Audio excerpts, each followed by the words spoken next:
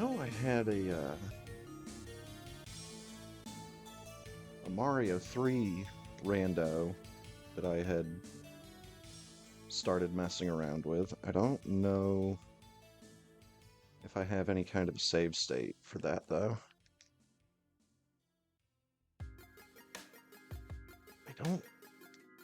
I don't think it was this one, but the way that the emulator just kind of snapped to it does make me curious. No.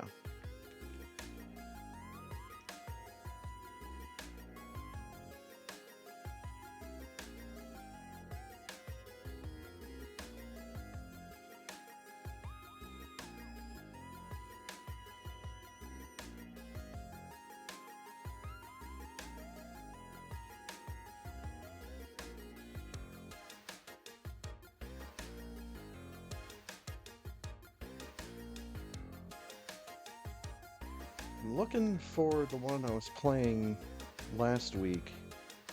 I think it was last week. Where I had permanent Hammer Brothers suit.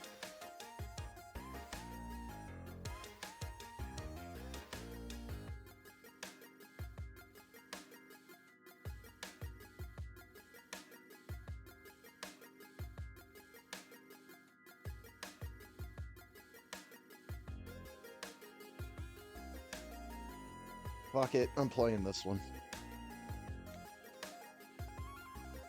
You get to be multicolor Mario. We already have a money ship.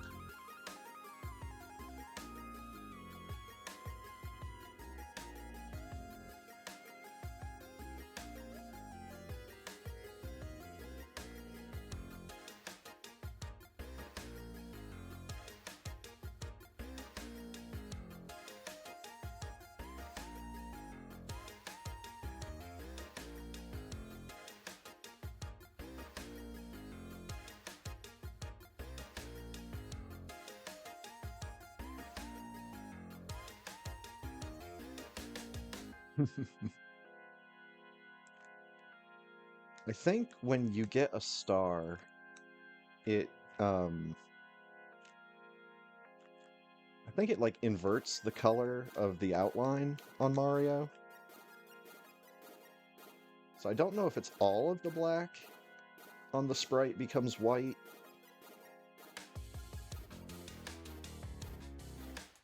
But that could be how it works out. We'll have to see.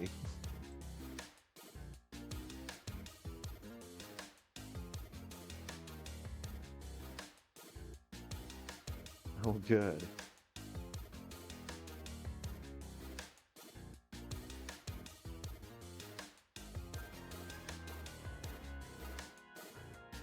At least we're getting this level out of the way quick. And this seems like I've got the flag active of making a lot of the jumps easier so that you can do them with Mario in frog suit.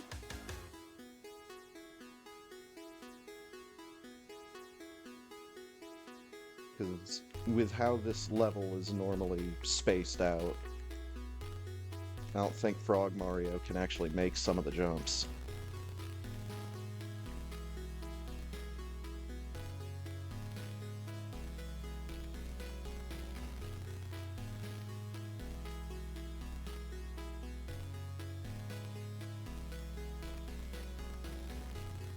It's time the hell out of that jump. Yo, what's up, Firebat?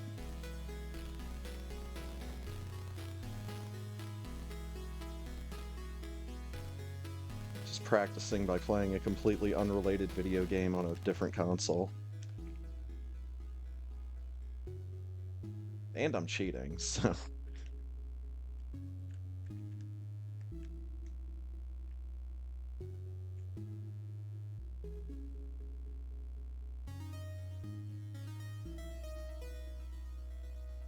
I don't think there's a flag in the Mario 3 randomizer that gives you permanent P-Wing. That'd be really nice. It'd also be broken as all hell.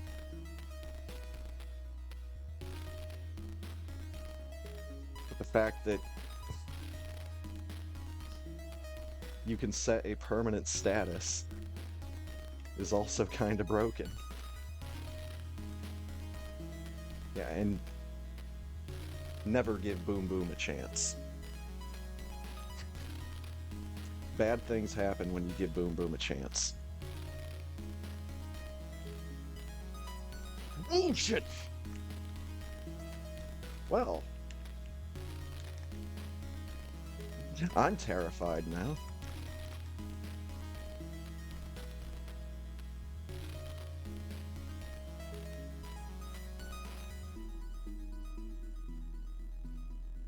Oh, dude, don't send me down here with the fish.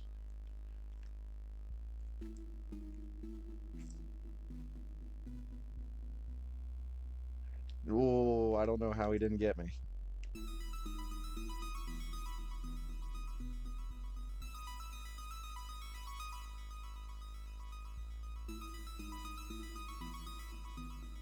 Okay, we got him. Oh my god. That goddamn fish. In from out of freaking nowhere.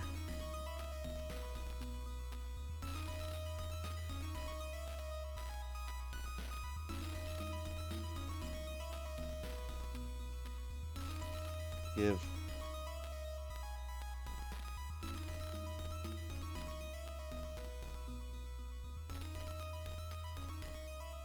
Damn it. I too can outrun a fish when there is no water. It's a skill that takes years to develop.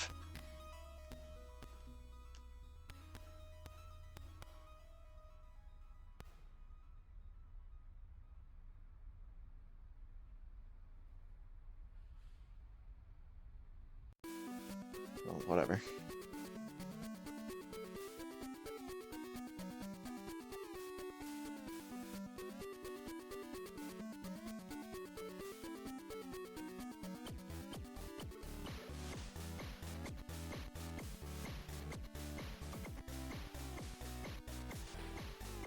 It's right above the money sign, right? Yeah.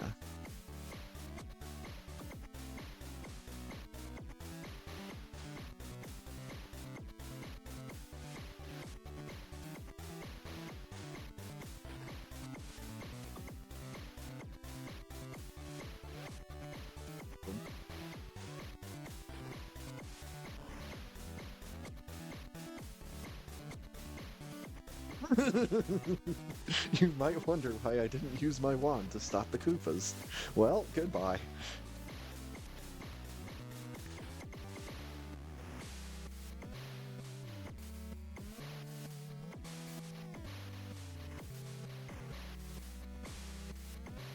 Food for you! I'll go back up to the top one.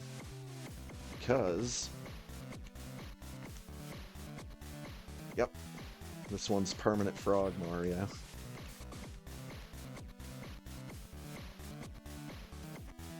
Frog Mario controls like a wild man.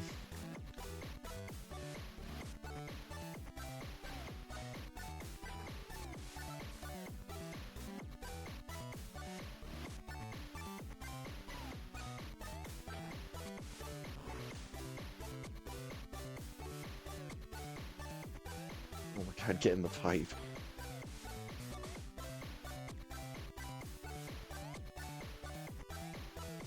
Also, you can't crouch as Frog Mario.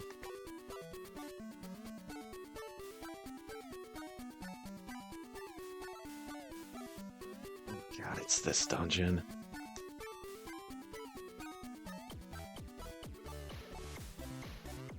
Ugh. To be fair, I did not actually know how to complete a lot of these later dungeons before I started playing with the randomizer.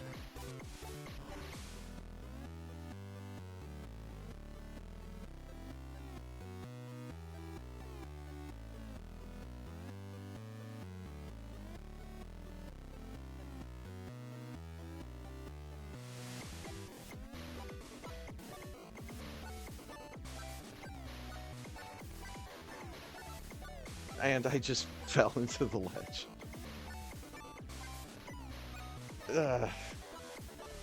Okay. Enough.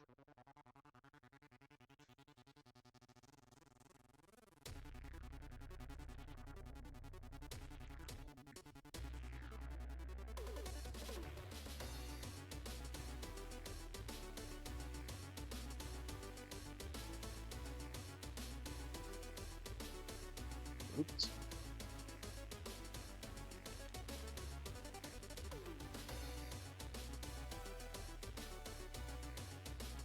Alright, let's mess around with this, like, once.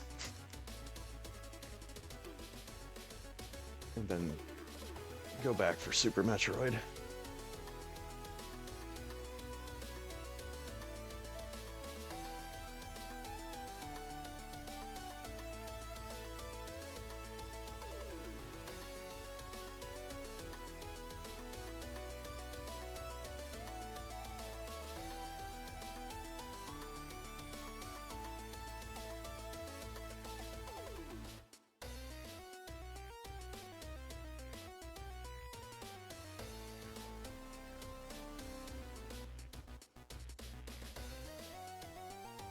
Stuff is still happening.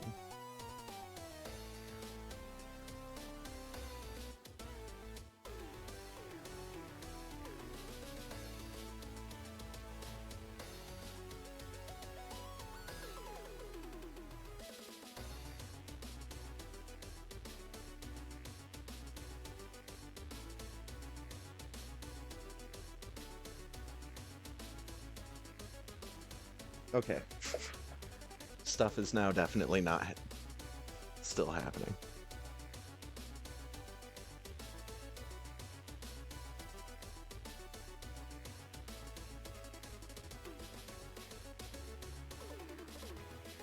That was kind of promising, though.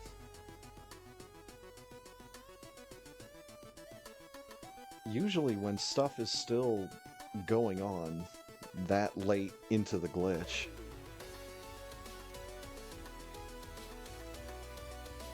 I've seen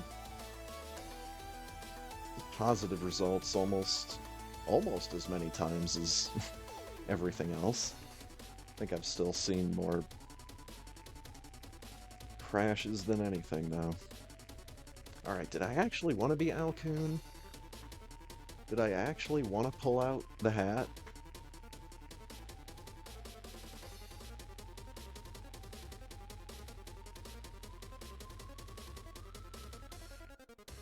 That hat.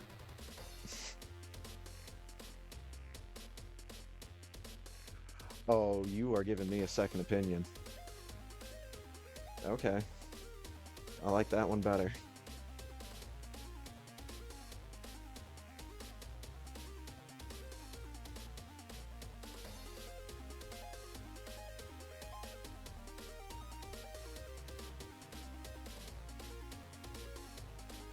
I might just take the vanilla palette.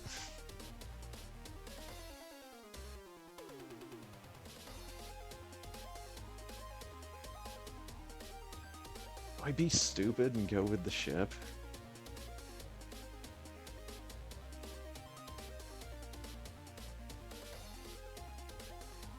Got a little while to think about this.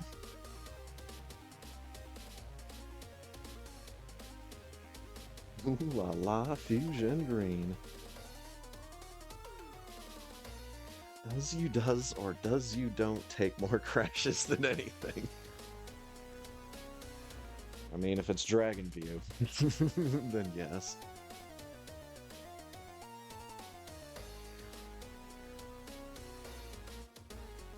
I feel like I have to... I feel like I have to say that Dragon View is actually, like, a really fun game. And besides that big dumb crash that's easily preventable, like, the game is pretty solid. You know, I don't know too many other ways you can break the game. I know there's one spot where you can kind of wedge yourself into the wall, get out of bounds a little bit.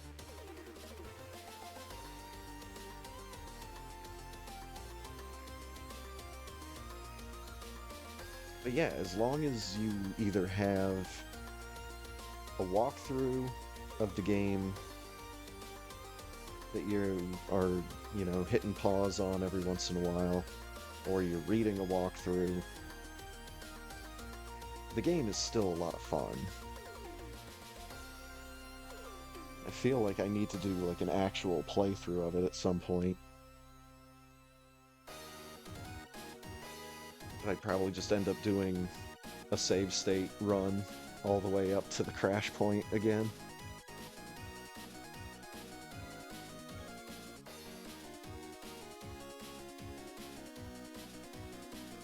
Anyways, I'll be right back.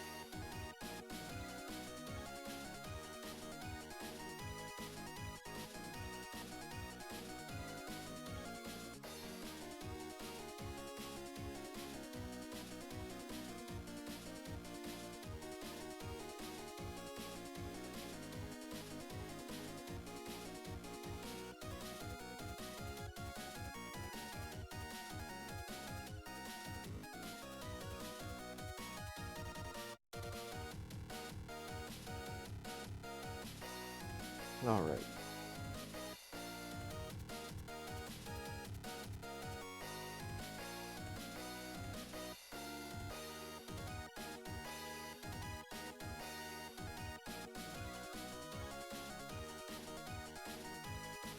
I think I am just gonna go with the vanilla palette here.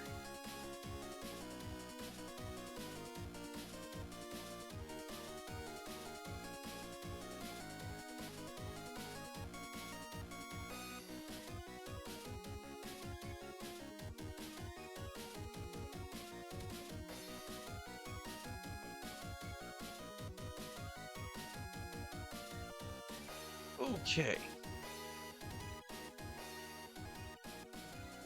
.glhf. That's totally a racebot command. Oh, something I did want to mention. The other night, I decided to get a couple more of my chat games working again. So, Magic 8 Ball was one of them. I wanted to get Magic 8 Ball back up and running. What the hell was the other one?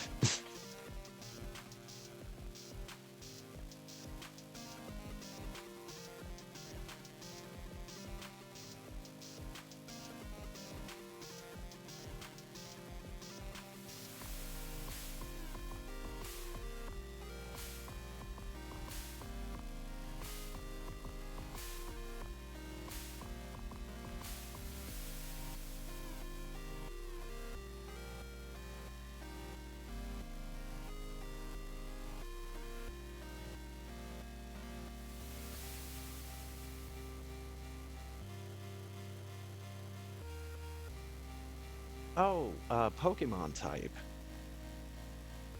Pokemon type was the other chat command I got going again. So So Magic 8 Ball and Pokemon Type are working once again.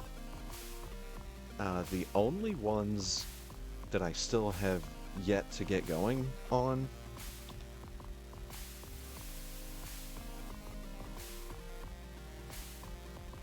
are the Squid Slots Bestiary, Shorty, the Squid Slots Bestiary, and Rock, Paper, Scissors. So that's kind of exciting. That I've got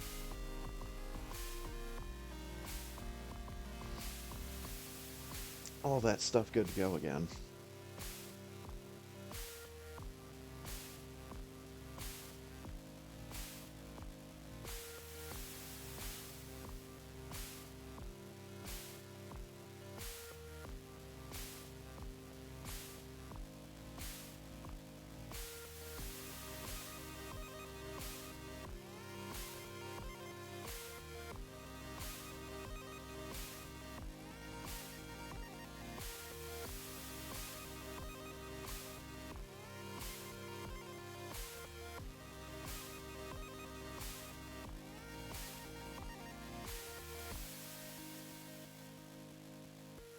There we go. Race will begin. In 3, 2, 1, go! All right. Just a good old-fashioned Metroid Fusion Samus.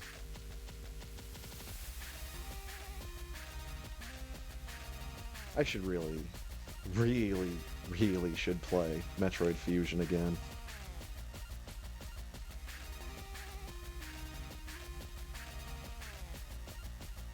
Really got to like that game way back in the day when I was playing on emulator with keyboard. Back before I had USB adapters and all that.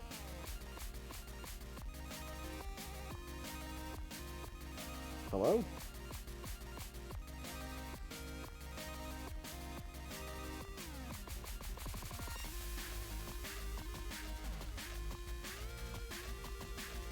Since Metroid Fusion,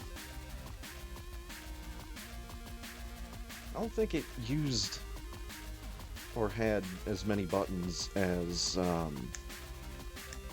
Super Metroid. Yeah, because I think Game Boy Advance only had A and B. I'm probably thinking of the DS or the 3DS with the 4 face buttons. 42.29. 42.29? 42.99. All this can be yours for the low, low price of $42.99. And now is when I come in with the requests on Rainwave.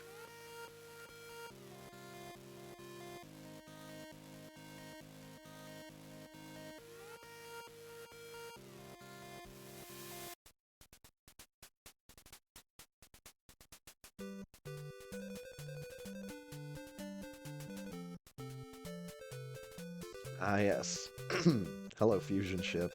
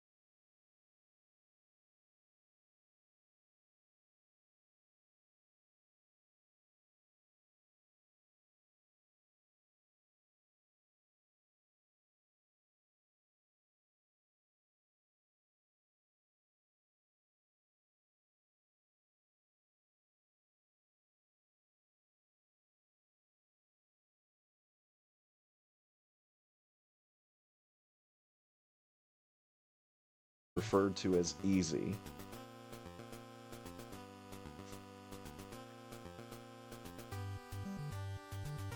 Unless it's by, speedrunners.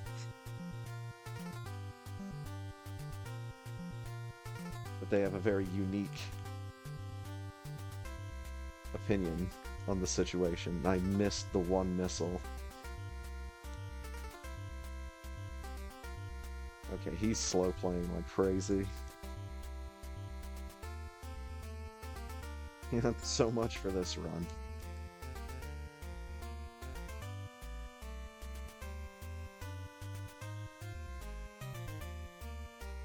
God damn, that fight sucked. But yeah, I've always heard people refer to the Metroid series as intimidating, or at least hard. Not even gonna try it.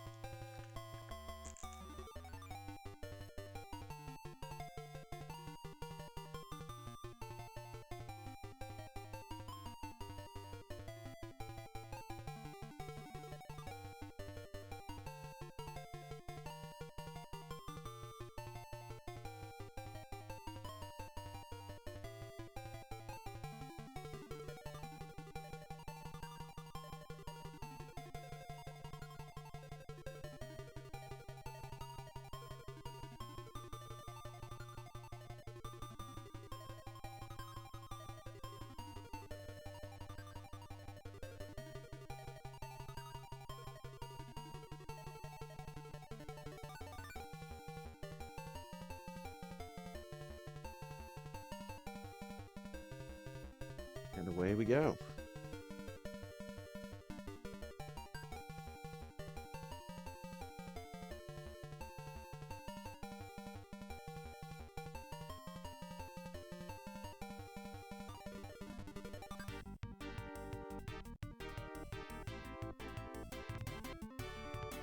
Oh, why does that not feel or look like it was fast enough, but it was? That was weird.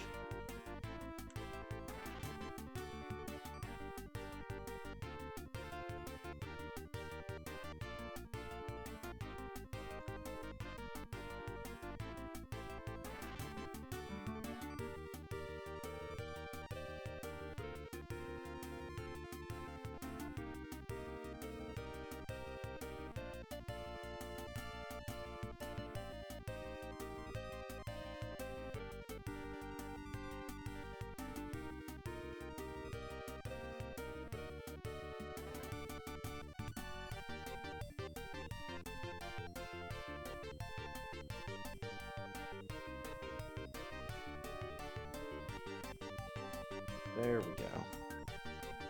Almost got there before the bomb blew up, which is honestly what should be happening each and every single time in that tiny little spot there. And if you notice, it rarely goes that way.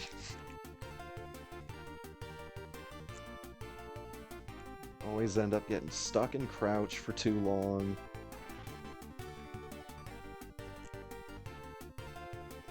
Screw up a jump.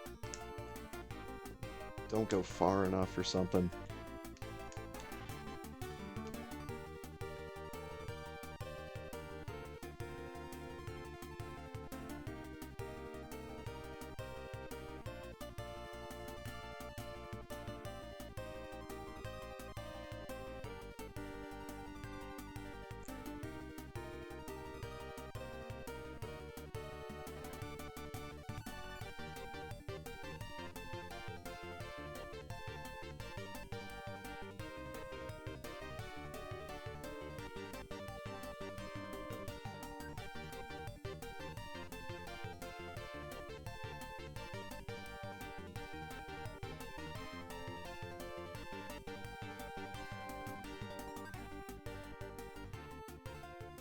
Hit me.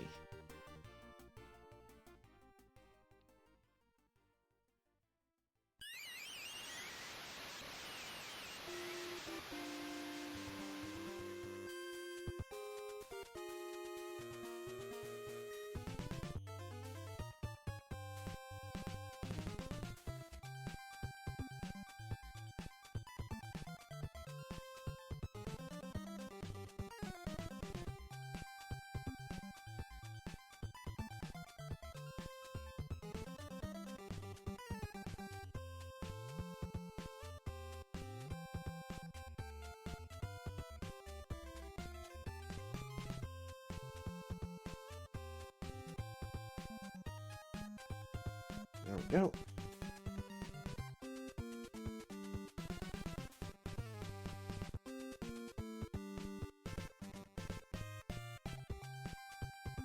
Forgot to equip the things.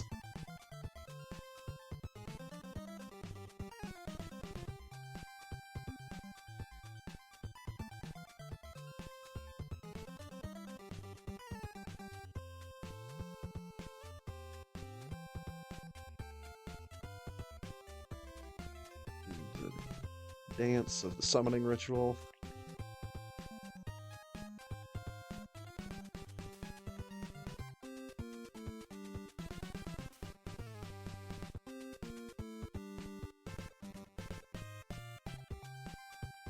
Fucking got him.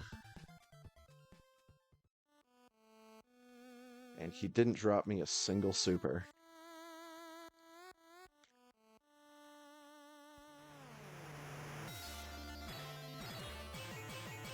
Posthumous middle finger.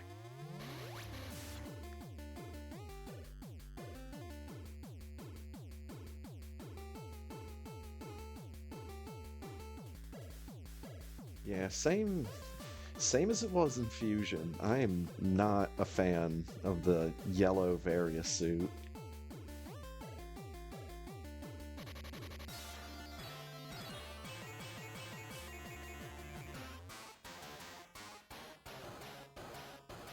Probably should have gone like green, blue, and then purple.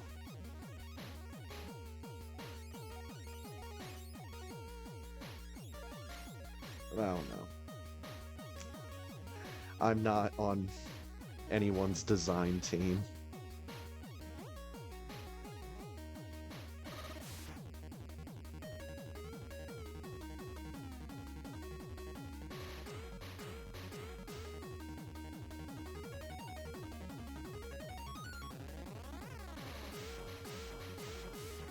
Didn't get the mock ball, but I landed the jump.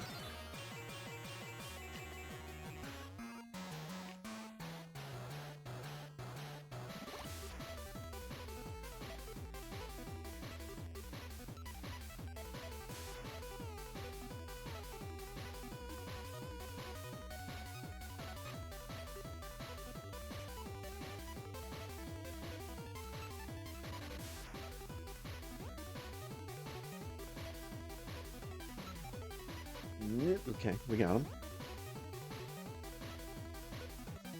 Jump, shoes.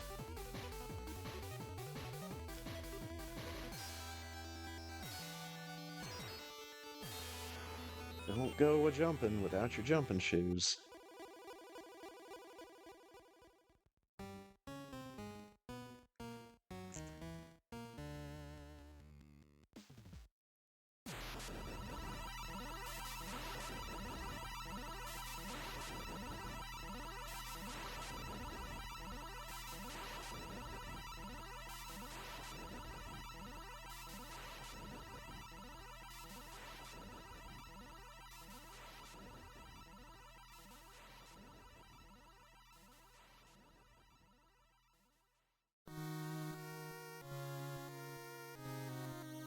I've always liked the name of this current song. Welcome to the Hell.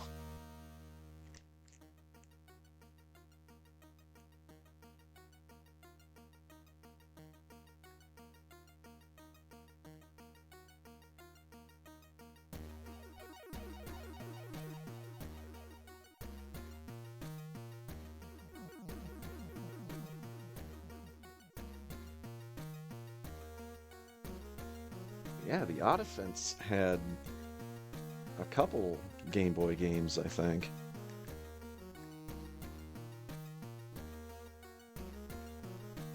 And one of our guys, Alberto Jose Gonzalez, did the music.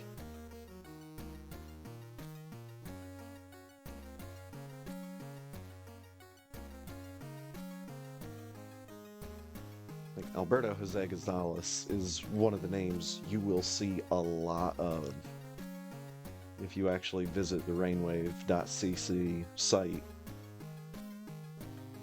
in the Chiptune channel.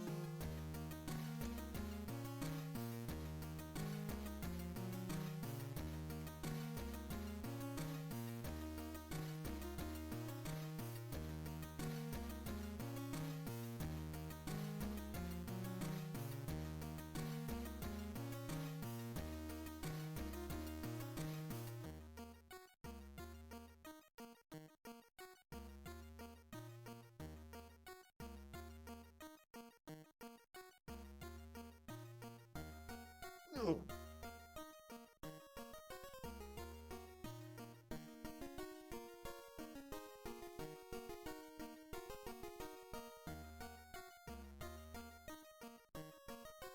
should check my ROM collection for Game Boy and Game Boy Color. Let's see if I've got any or many of the Oddifant games.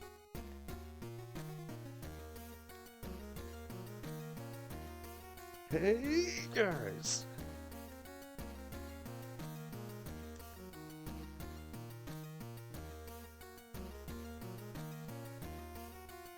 Couple of fun jumps.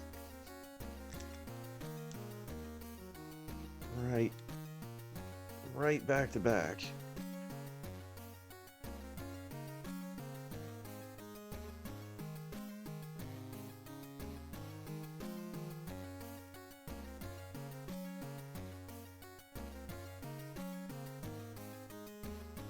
Gotta go fast.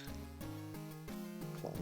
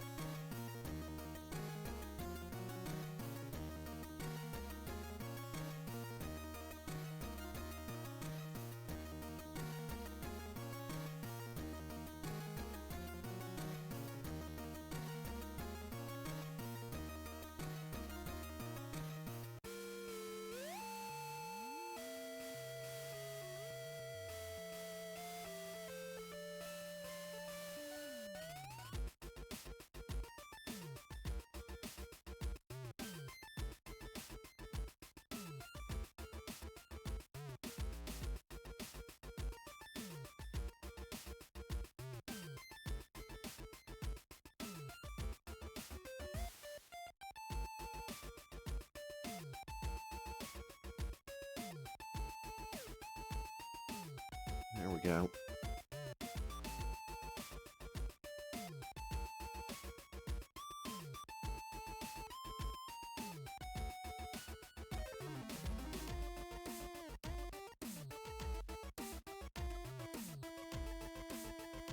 Alright. So I had, just now, another dumb idea for sprite work on this game.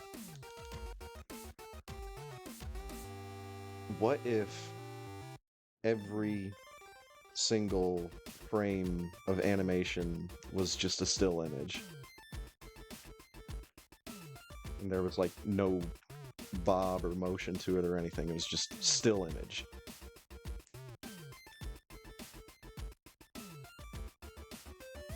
It might like shrink down for like spin jumping and morph ball. But yeah, just largely static sprite.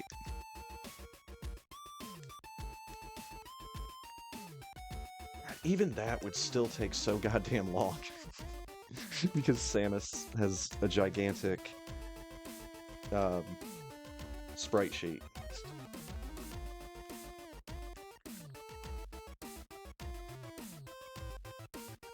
Well, that sucks.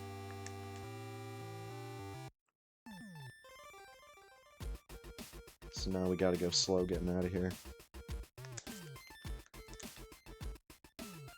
Lest I fall back in the shit. Shit the bed and fell back into it.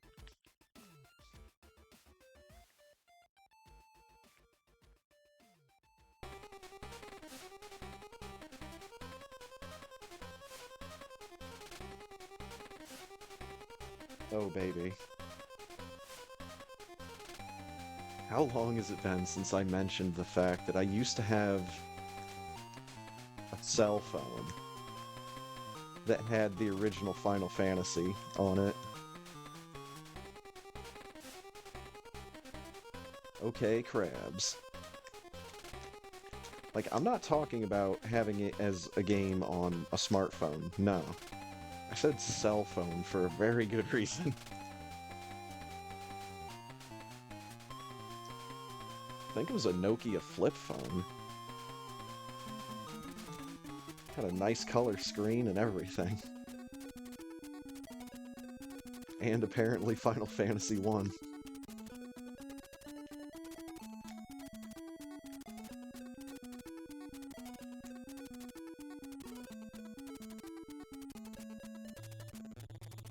That is by far the hardest way to play Final Fantasy 1.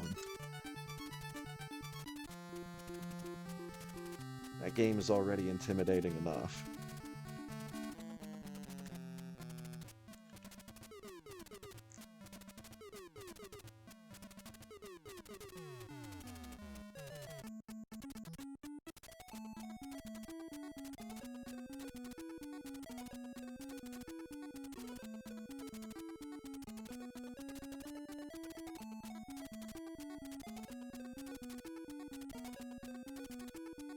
I thought I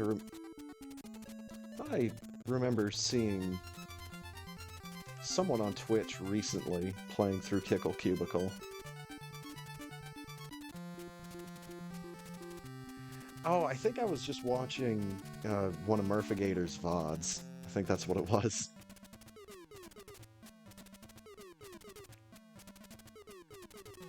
Either that or I was watching that live, because I think that was relatively recent.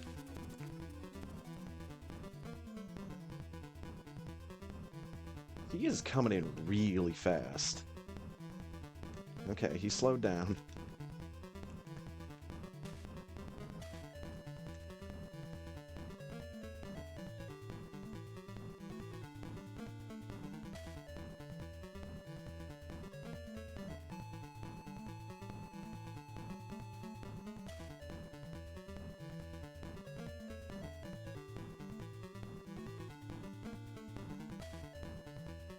Okay, we got him. Took a fucking minute, but we got there.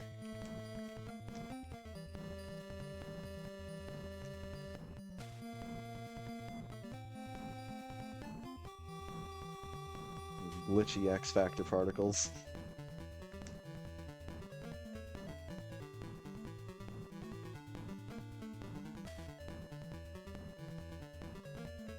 Nice drops. Might as well have just health bombed me.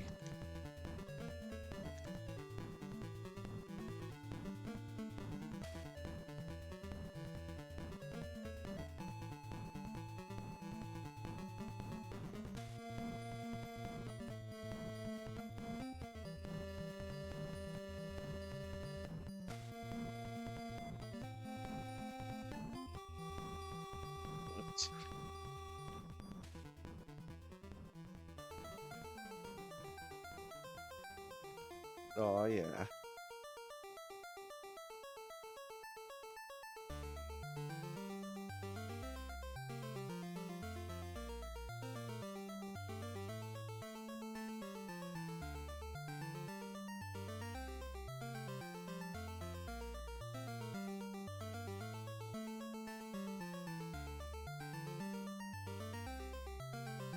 Dude, I still can't believe that I've beaten Wizards and Warriors. I can't believe I sat down and took the time to play that game. And I also can't believe that I did it in the era before I started streaming.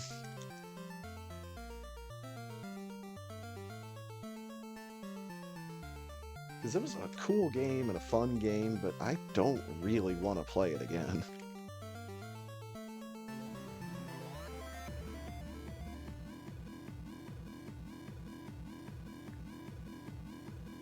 It's like a Super Castlevania 4. It's a really cool game, but I do not want to play it again. That's the ceiling.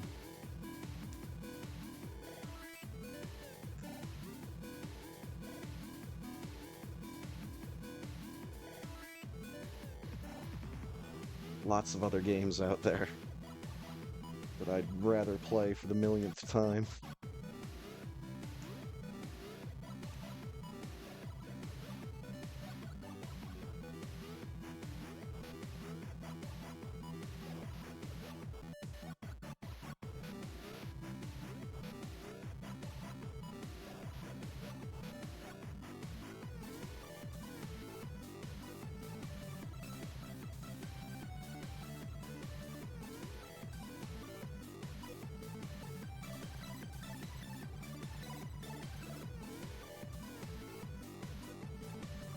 Yeah, in the hand.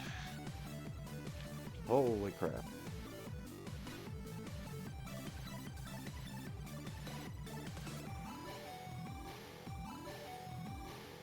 Ooh la la.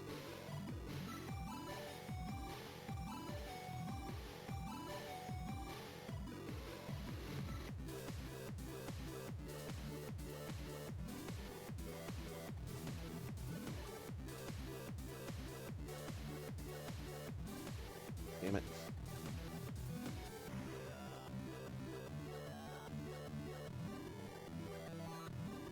Gravity suet. There we go.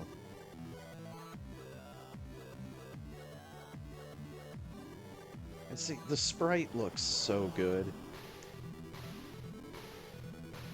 With the green, like, showing through under that purple. It's just... It's really, really unfortunate how the palette swaps treat the fusion sprites.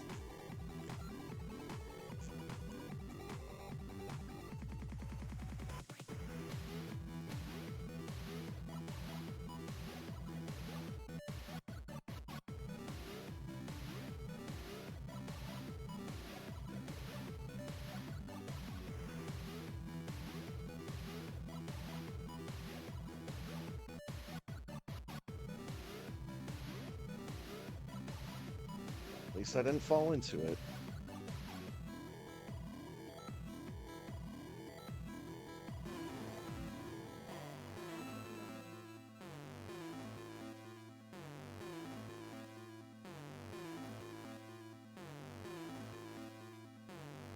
Don't need another power bomb.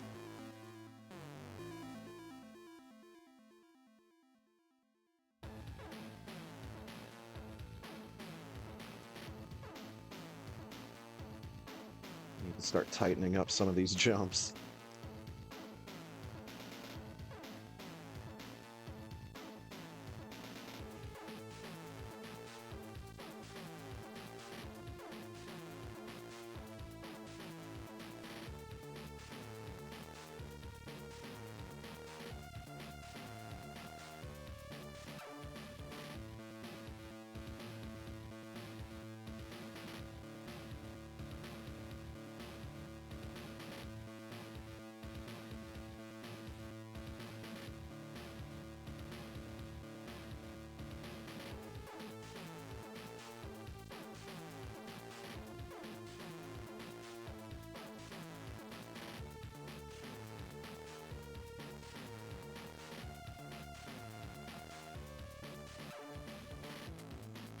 Song is making me think of like mid to late 90s PC shmups. It's not necessarily a bad thing.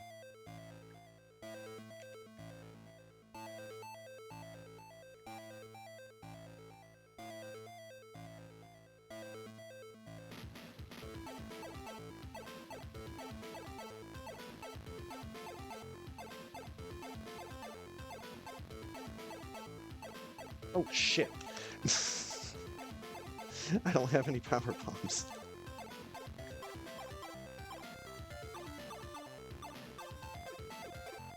I thought crabs drop power bombs.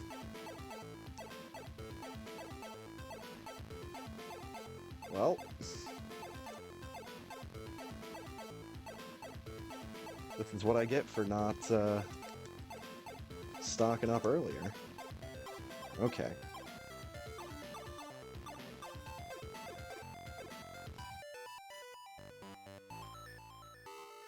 gated by a single layer of power bomb blocks. And my own inability to hit the D-pad in time? Question marks? Not sure what happened there. Must have once again not cleared the jump by a single fucking pixel.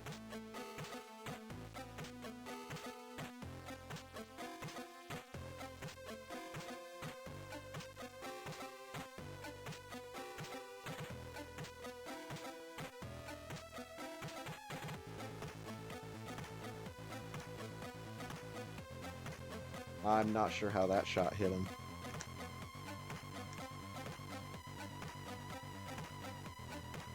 I clearly hit him in the back of the head.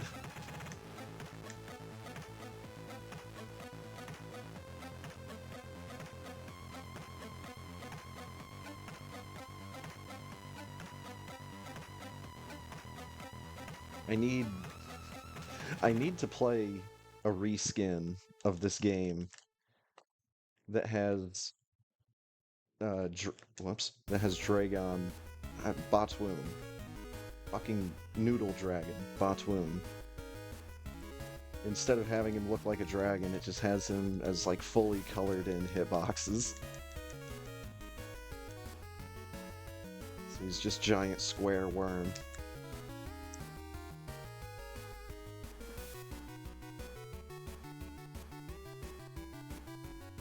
That's an up input, huh?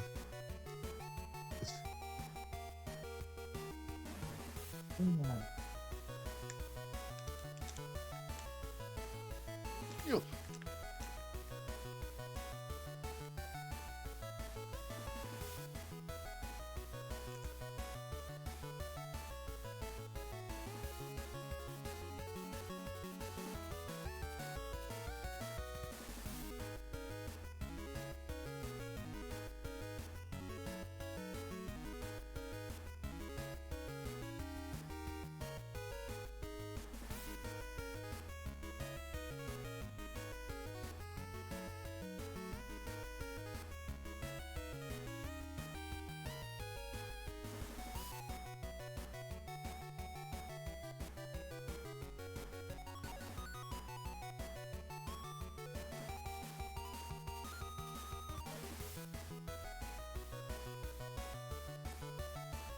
Alright. Big shrimp.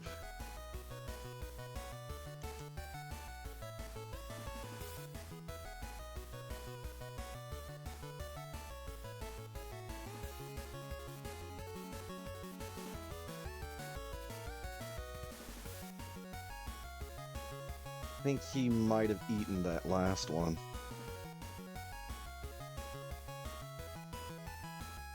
And he's Swoop Master 9000.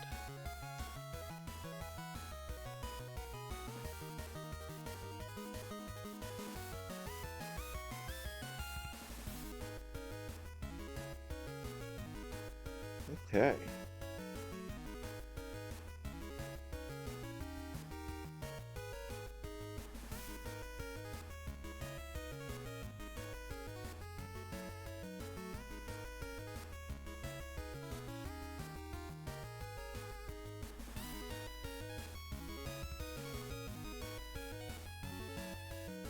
Time for us once again to get out of the frying pan and into the shit.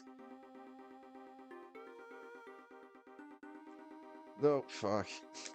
Yep, journey's off to a great start.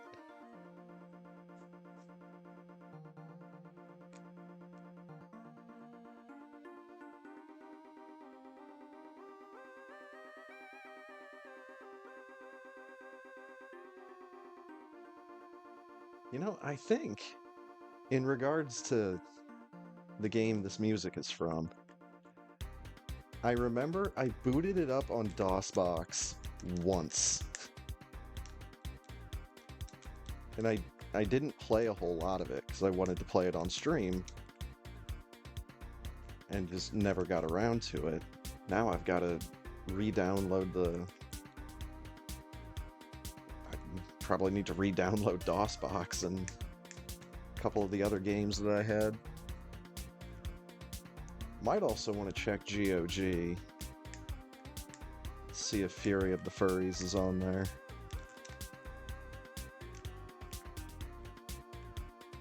But it's one of those games where it's like, I can't even remember what kind of game this was supposed to be.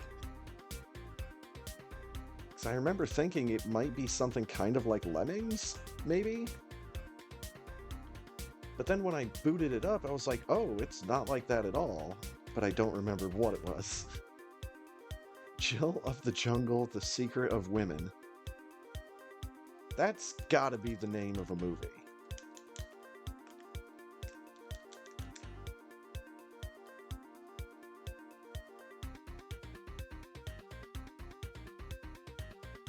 It's gotta be like an Italian movie. I'm gonna go ahead and put my money on that movie being Italian, Alex. Whoop, I didn't want to land there.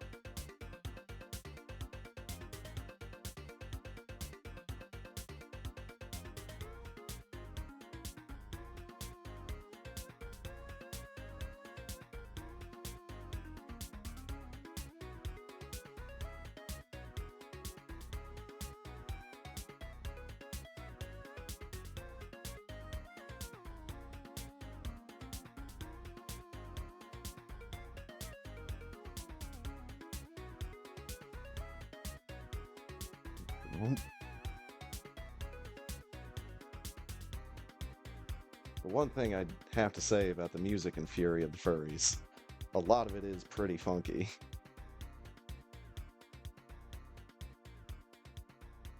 Good amount of bass in there.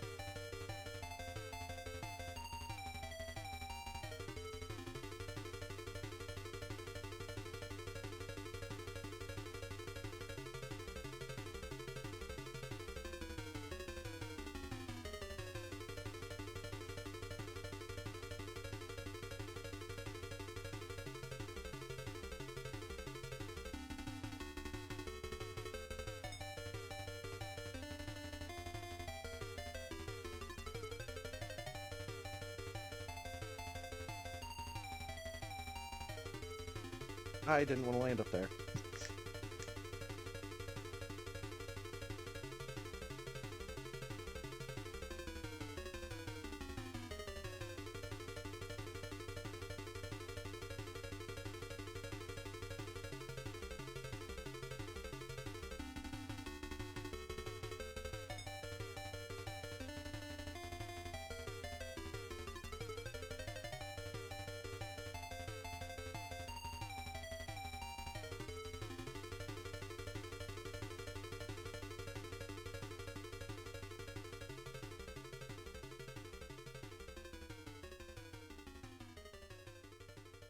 Let's get in hand.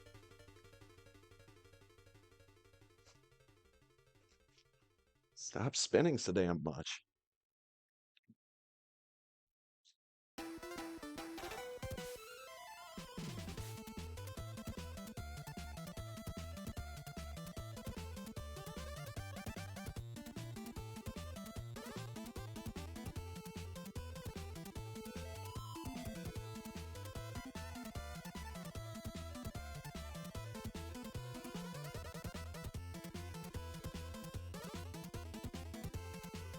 Hello there.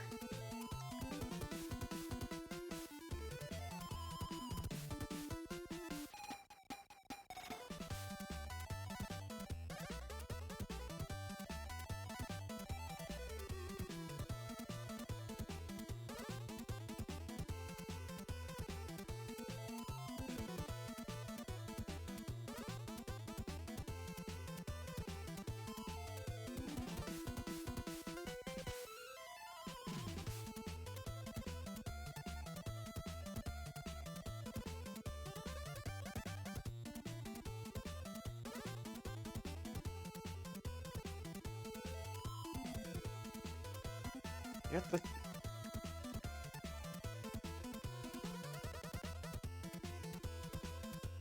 Alright.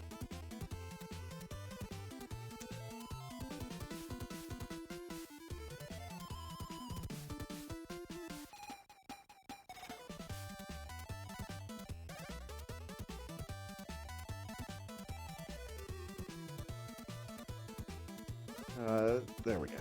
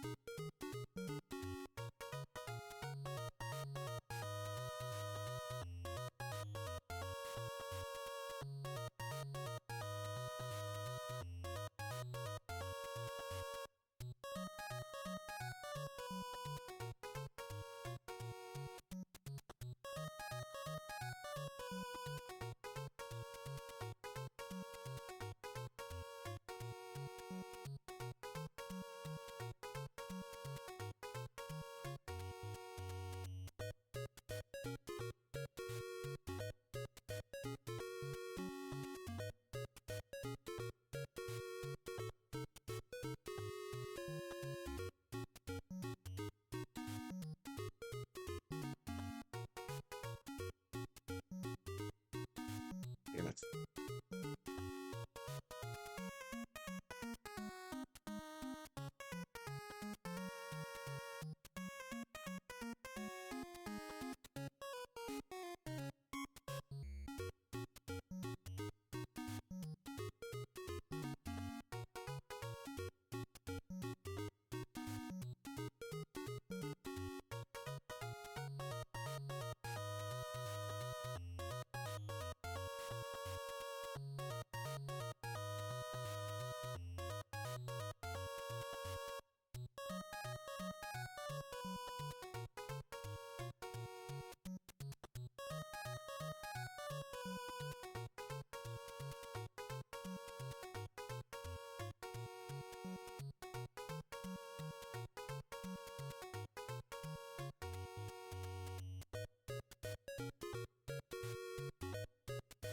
Are you dead?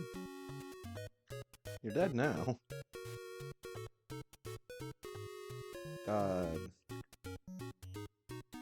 Nice catch.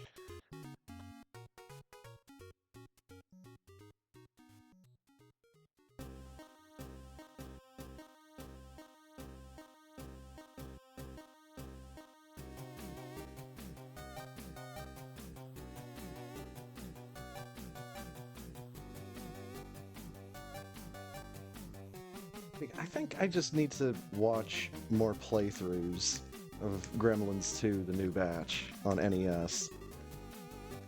Because if memory serves correctly, then it's not a very long game.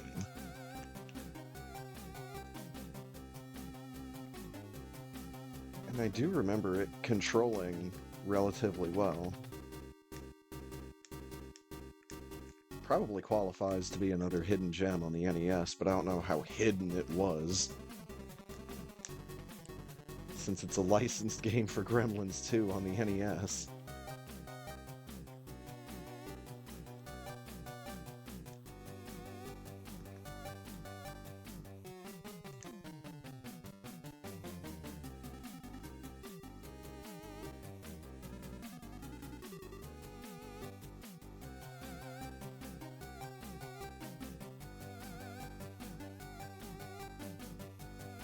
Okay.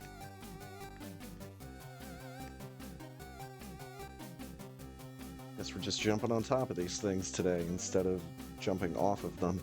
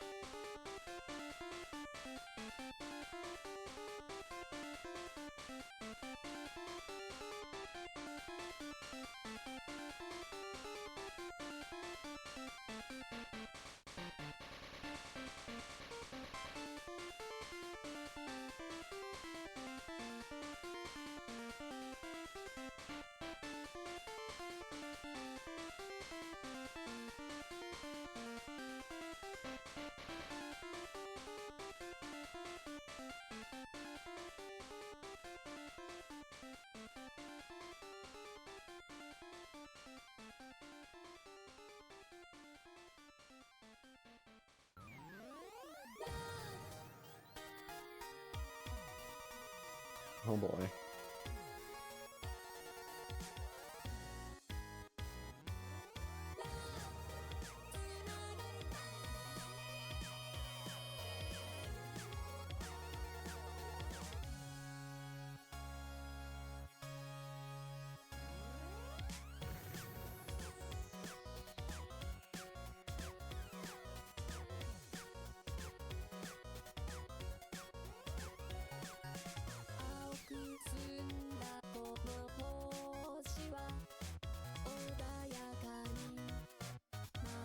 And there's Insane Firebat taken first with a time of 48:49.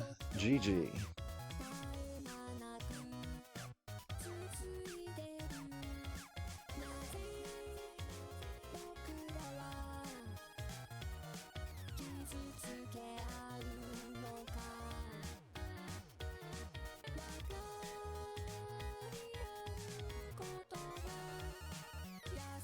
Ah, yes.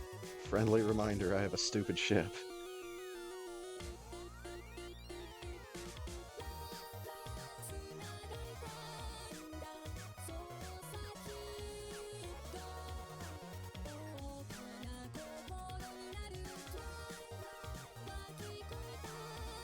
Truly stupid ship.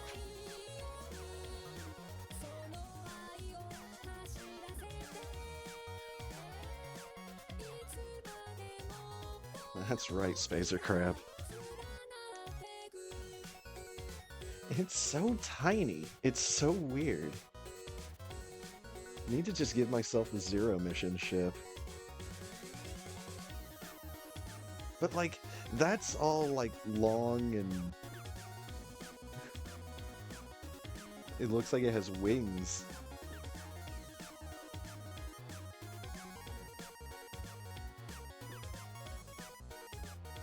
Now, if I have a custom ship with this sprite, make it the, GameCube.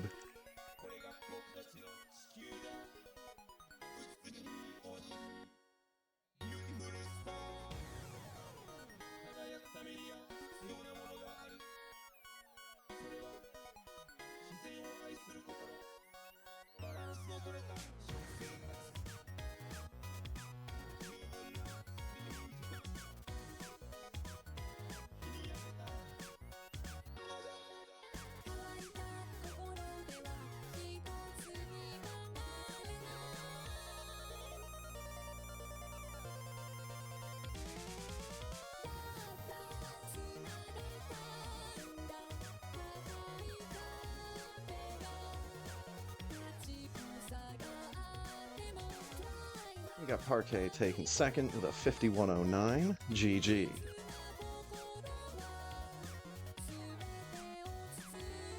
damn it.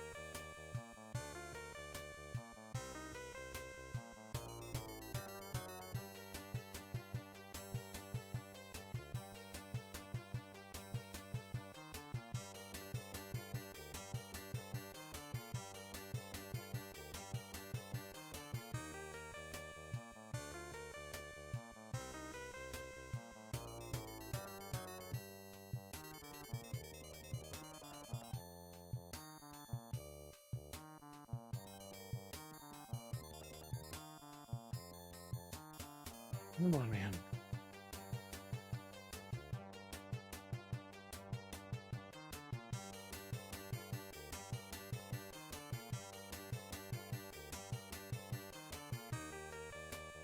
Ugh. Get in there.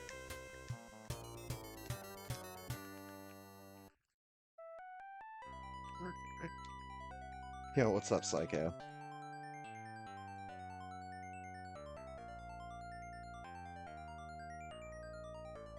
Yeah, I know, right?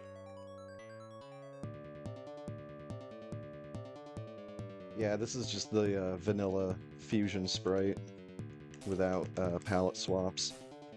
Palette swaps on the fusion sprite look really bad, in my opinion. But the vanilla fusion sprites look so good.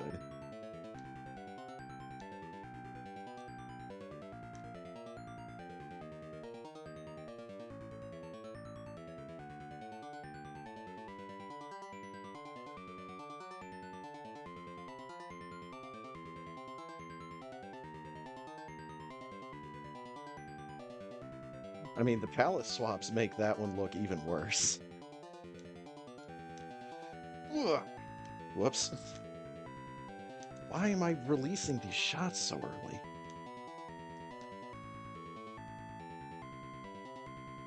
She's dead. Come on.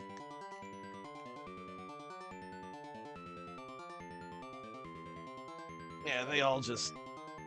Both of the fusion sprites end up looking like mud with palette swaps, which is unfortunate. Speaking of unfortunate, let's get that .time entered.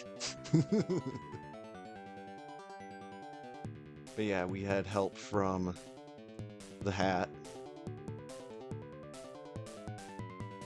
when choosing our sprite tonight. That hat. And he does stuff like that.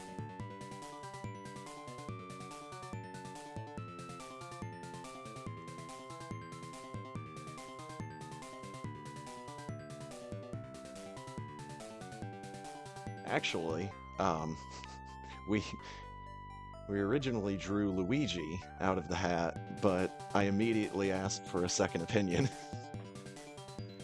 And we got Fusion Green.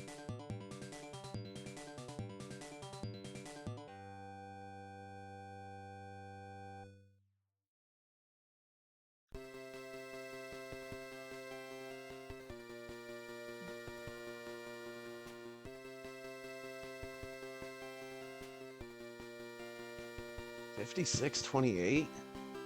How am I still getting a 58 in this run?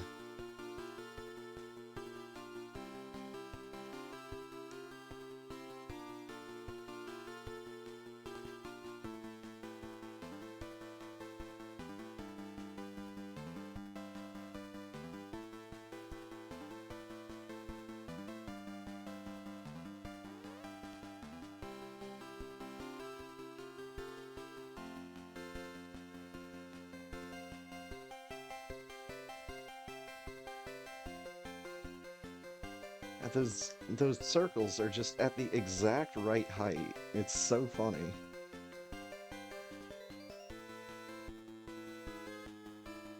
Can't be simple coincidence.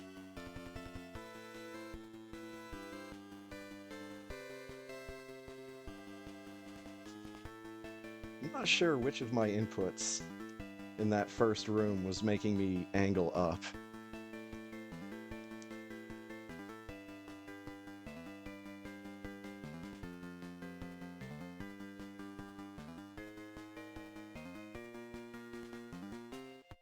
Or which input was making me angle down.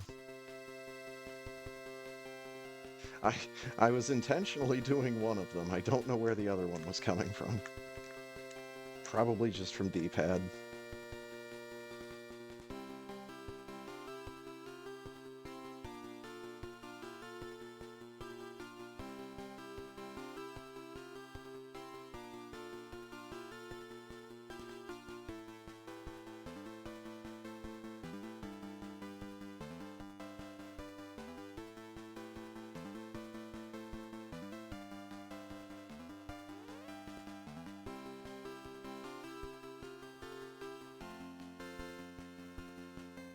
Oh god, and I have the tiny ship, that's right. Get on and in. 5841. GG.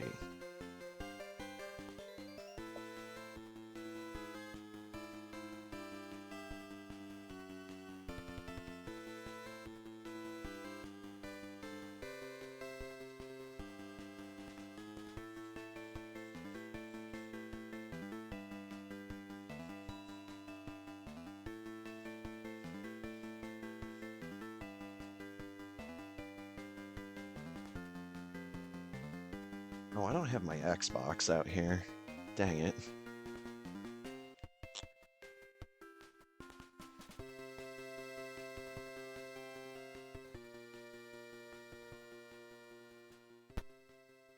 I'm thinking I should probably just go get it anyways. I've got a spot open on that power strip. And a spot open on my splitter. And I have to look up, once again, I have to look up the difference between the words.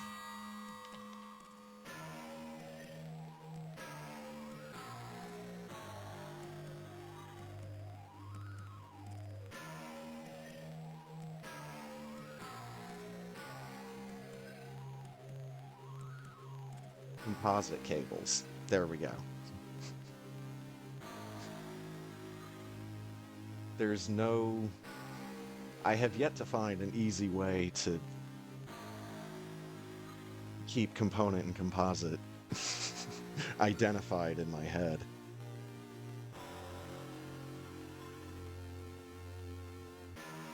I guess I should just commit to memory the fact that I have a lot more sets of composite cables than component.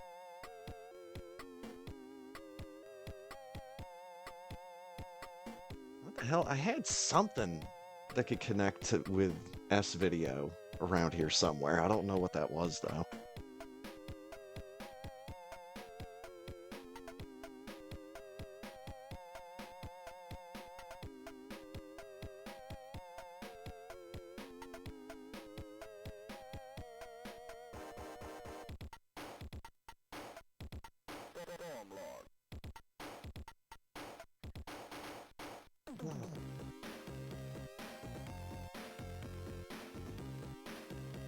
Oh. Yeah, that's probably the thing I'm thinking of then. That dumb little thing. Yep, I see it. Okay. Yeah, because that's what I use. Just an easy cap.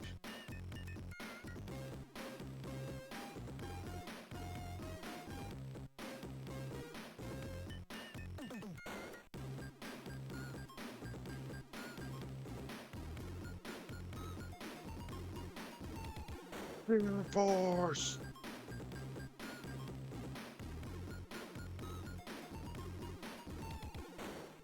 I thought that I had a dazzle sitting around somewhere, but I could never figure out how to get the audio to come through it. And I remember that ended up leading me down the path of like virtual audio cables and all of this shit, and I got in over my head. Just went back on Amazon and was like, give me that fucking $25 USB capture device.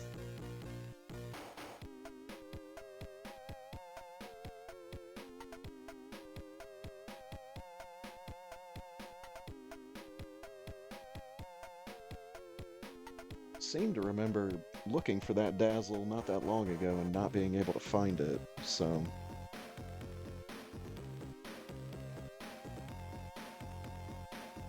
Chiefy USB.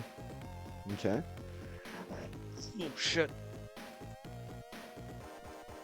Alright, what am I doing for an intermission? Am I actually gonna go get my Xbox? That's not gonna be.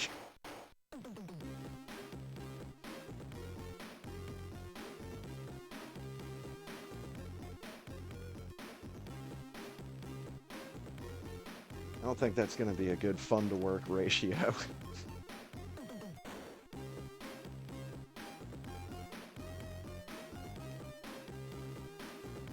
I mean, all I had in mind was watching an NBA Live 2005 slam dunk contest, which I can still do.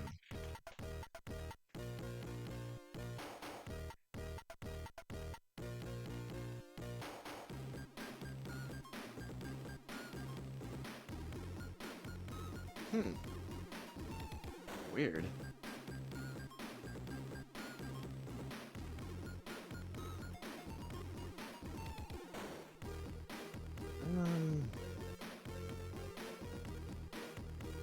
Alright, I'll be right back.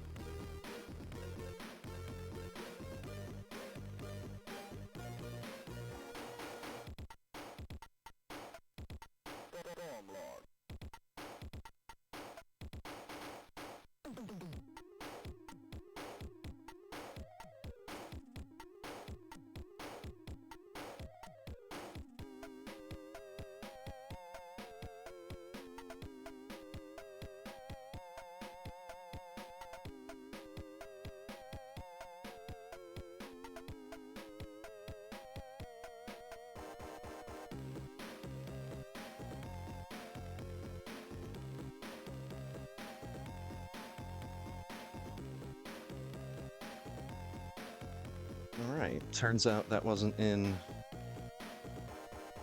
as difficult a location as I thought it was going to be. Oh god, how do I... Now I need to figure out if I've got room on this dumb little shelf in front of me. I probably do, once I get this Wii turned around.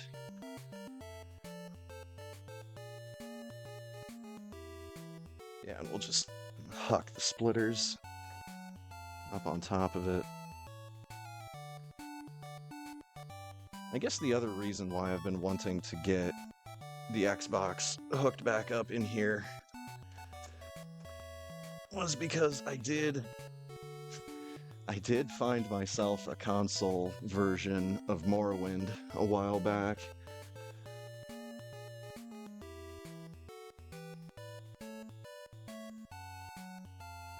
And you know, as someone that's put in more than just a handful of hours on the PC version,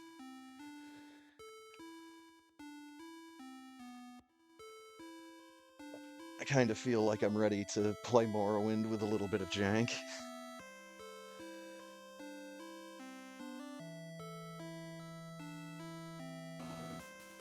And I kind of want to see how it controls with a controller, so that I could potentially edit the control scheme in the PC version, so I could just use my controller for that.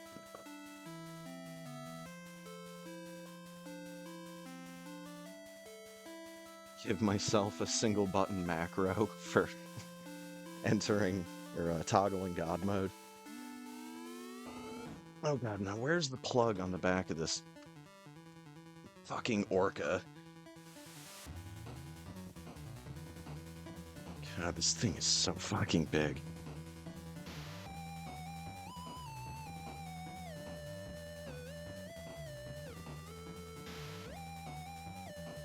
Where did I just put those cables?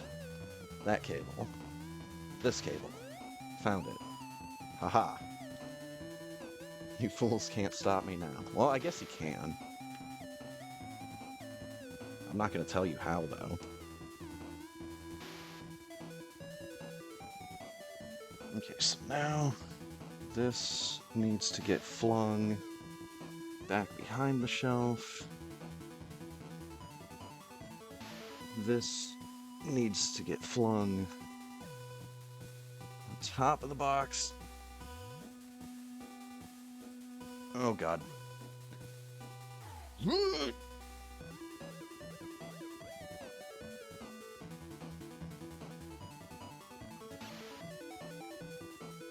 Alright, what cord is that? And why the hell is it there? It's that cord. Good. Get the fuck out of here. Oh, I see. It's hooked around that some fucking way. How the hell? Dude, I hate electrical cables. And cables for electronics. They all end up just intertwined and entangled in each other in so many entertaining ways. And it's like, what the fuck, dude? I just put this thing down. And all of a sudden, the world has just ended.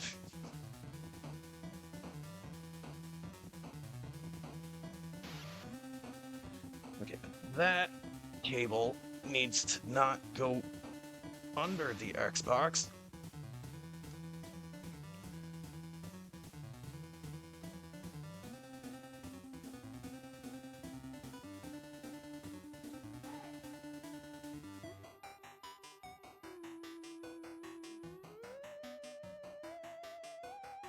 Okay.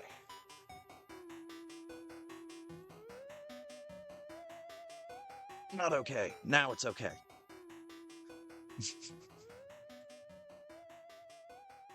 Ooh, that's an odd sound.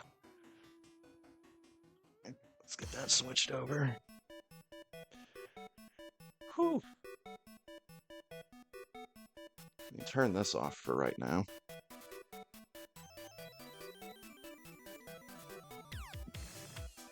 Now I need to actually plug this thing in.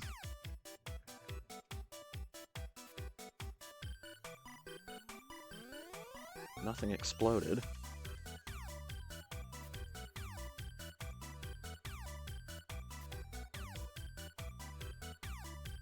I am noticing that the light is not coming on.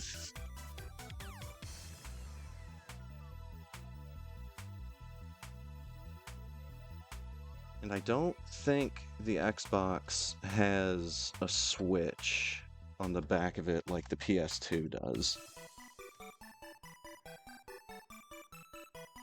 Like an overriding power switch.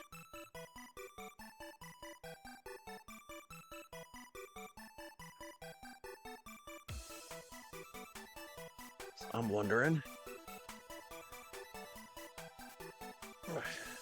if this thing is cooked.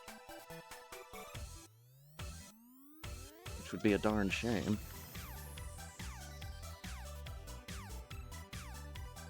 I can't imagine it would be from overuse, so it'd have to be from old age.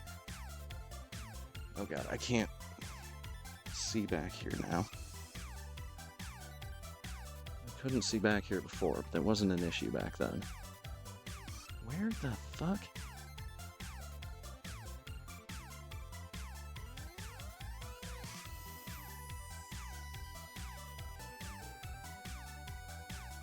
Yeah, I'm on the plug, I'm just fucking stupid and can't get it in there.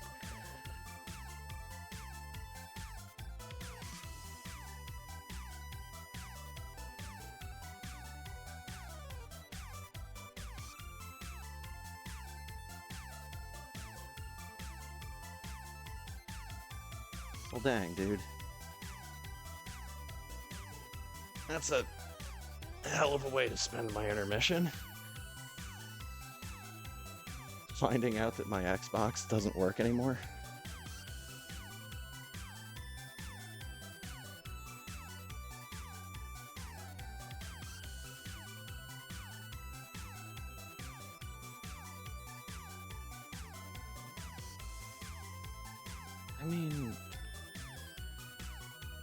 I did buy it used, let's remember that.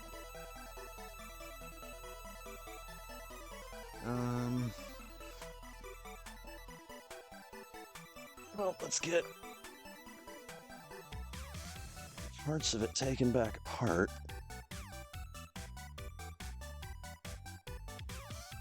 I do want to look at it and just double check that there's not some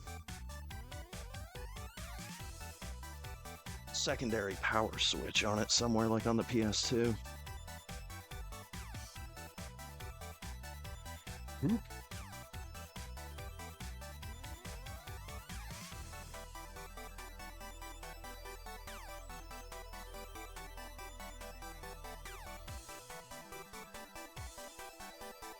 I mean, it is a little dusty.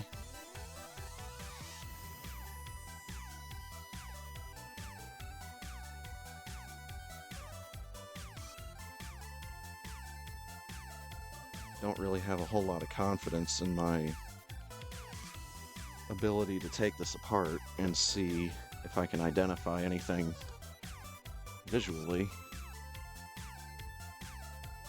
But, yeah. That sucks. I...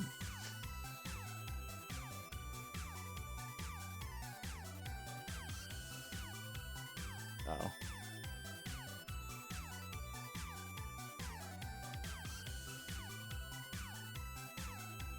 I need to double check my backloggery.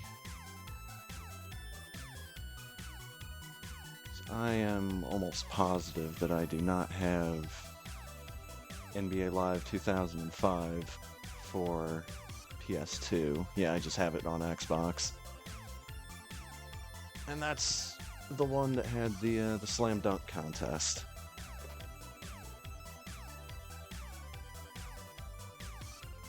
So that's why I wanted it on Xbox, so that it would have potentially a little bit more oomph behind it than a PS2. Now I need to make sure I unplug the right thing.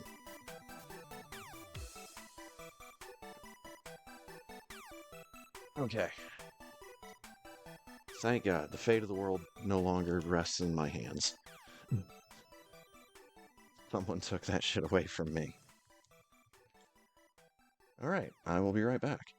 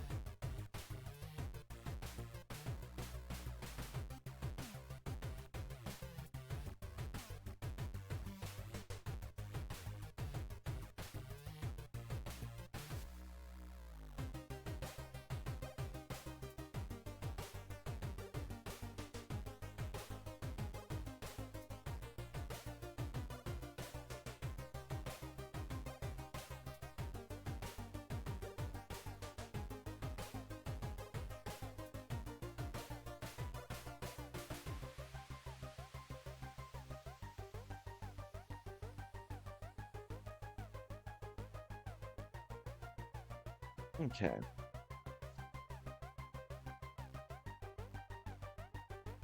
Let's see here. Where's my controller?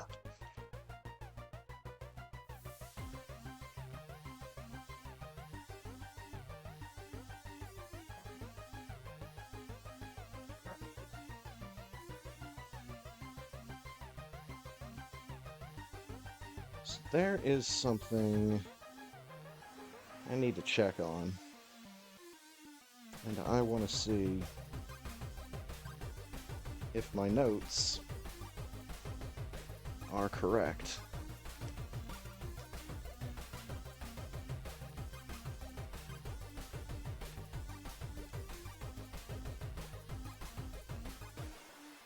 Anyone that knows. I have a very small handful of games that I keep notes on.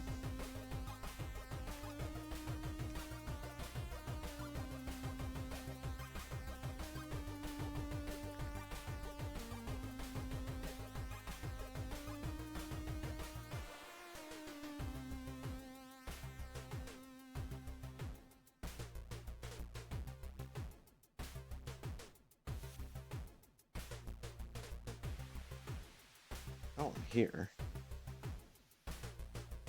Am I in the right room? No. Then reset. I'm panicking that I can't think of the game.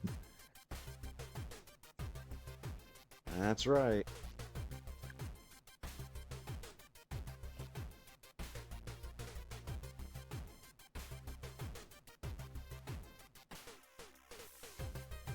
And I just wanted to double check the game facts notes slash walkthrough that I have. I think this is a game facts thing. Actually, don't I have a save state for this? I have a save state for lightning dinosaurs. Ah, yes, here we go.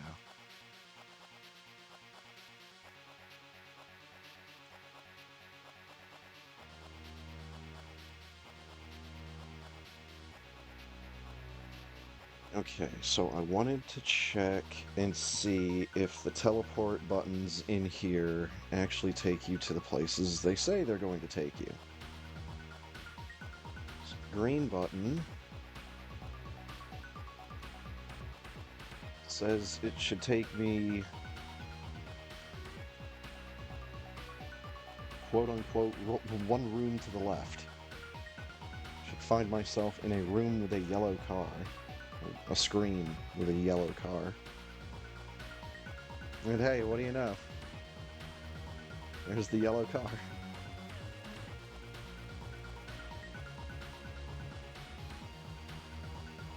Okay, so yeah, that took you back to 10G.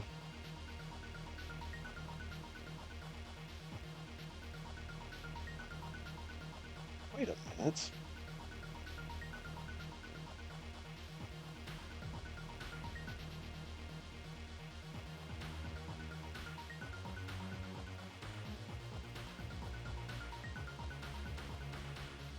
I need to be going to this screen anyways. Well, for an all booby trap run. I need to keep in mind which route I'm thinking of, which I'm trying to see what went wrong in my all genies route.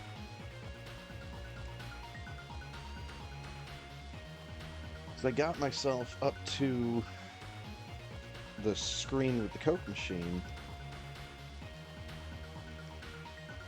Got myself up to here. And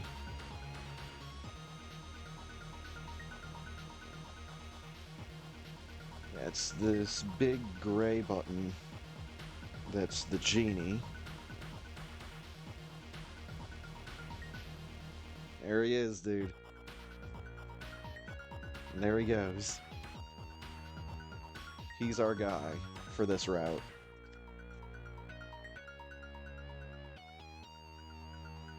Then it says to hit 8, which is the brown button. It says brown takes me to 9H. Who the hell is 9H?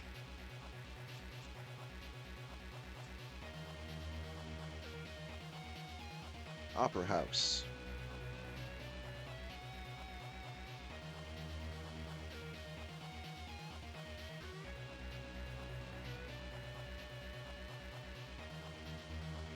Then,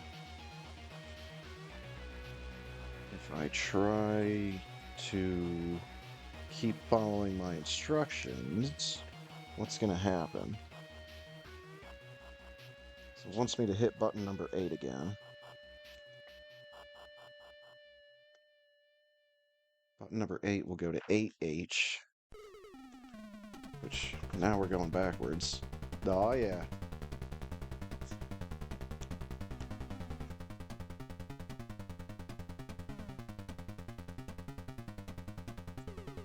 Okay, yeah, this is where the discovery of an error would happen.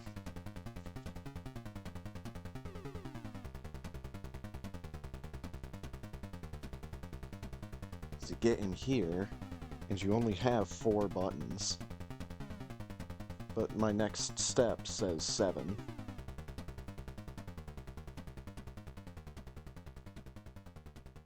So I don't know what button or number or anything I was looking at or thinking of.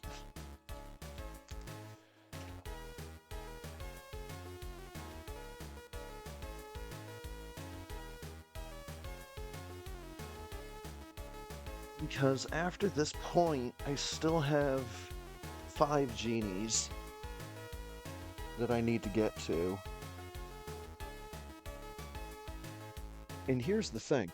I don't know if I want to reverse engineer a route that would connect to the route that I've already got. It would probably just be quicker to reverse engineer the route from whatever the next genie room is after the Coke machine.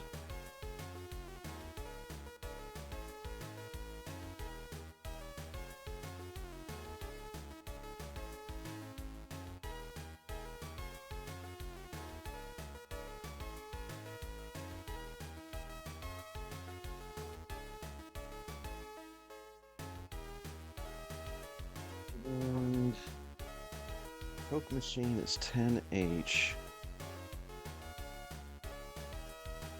Next one after that is 12G.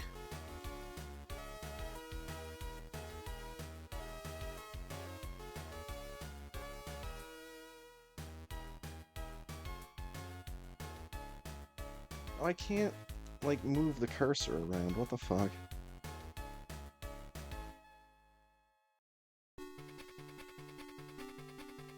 Did I break it?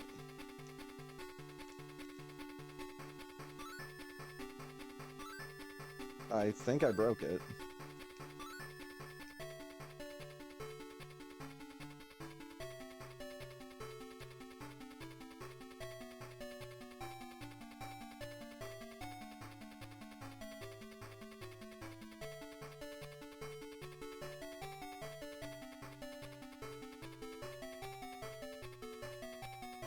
Alright, 12G.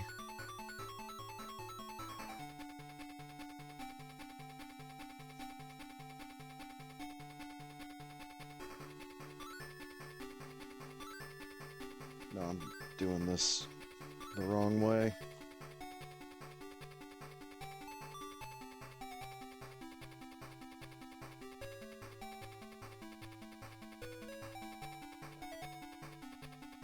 Can I get to 12G from 11G?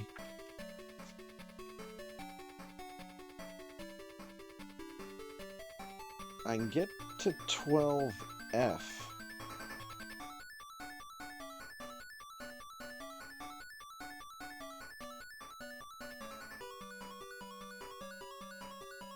Oh, now see, how do I get back to 11H?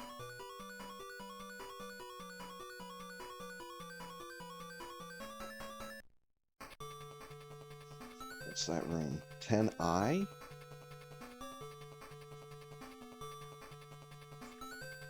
Right, I can get to 9I from the Coke machine room.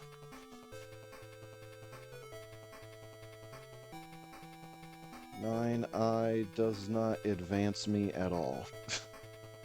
Takes me backwards.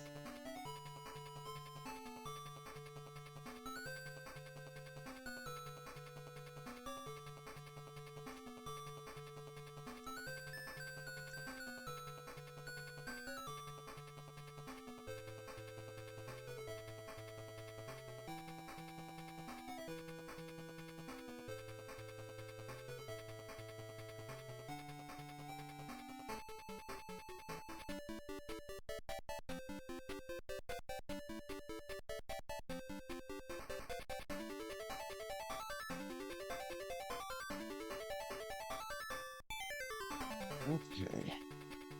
This is why I've been putting off doing this, because it's not visually interesting for the stream, because all I'm doing is flipping back and forth on a stack of papers that I've got.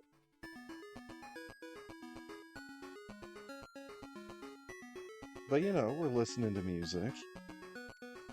feel like I should have something better than this on screen.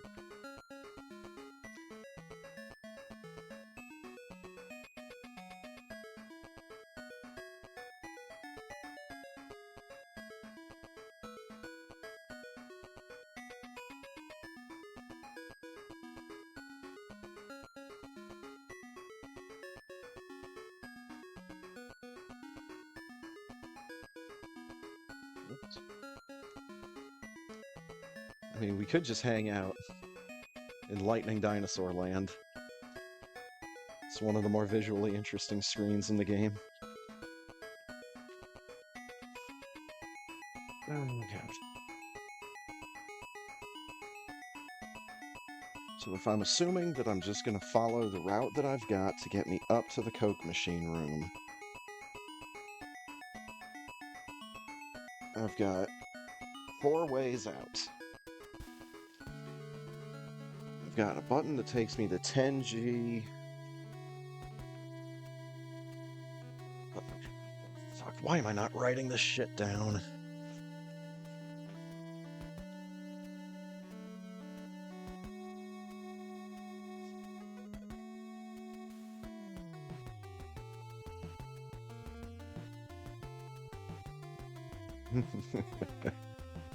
It's the satisfying slap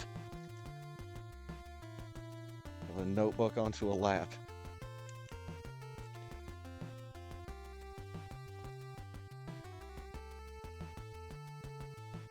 Need to make sure this pen works. Okay.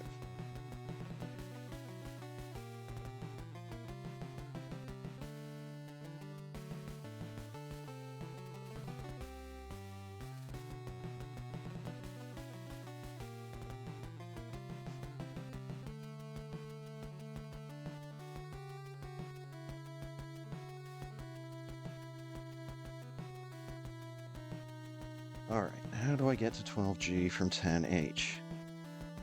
10H...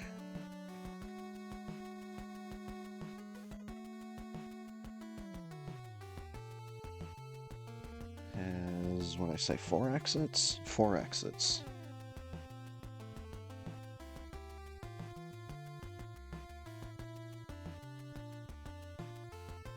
One goes to 10G. Another goes to 11G. One goes to 9H. And one goes to 9I. And my headphones are slipping on my head.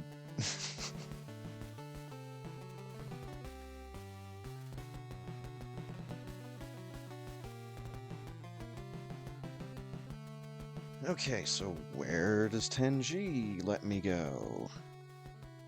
It has 3 exits.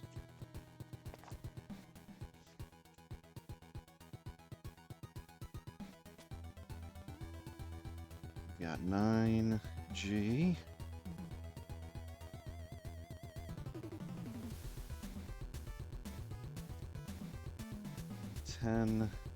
F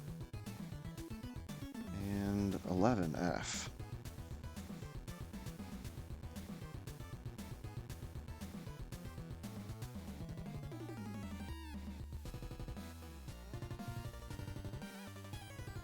Go back a step to 11G.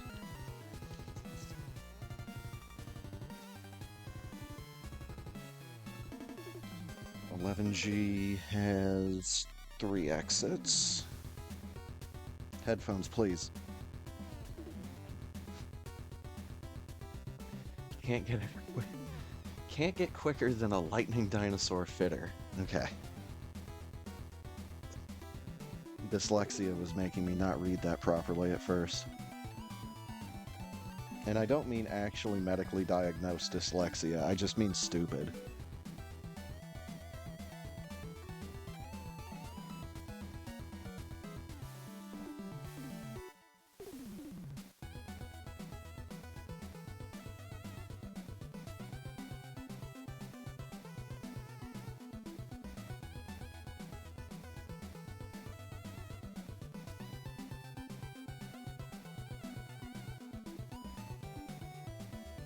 Alright, and now we need to go back in time here. Where was 9H? Should be right after... Yeah, there we go. How many exits does the Opera House have? Get back here. No, shit. 9H has 5 exits.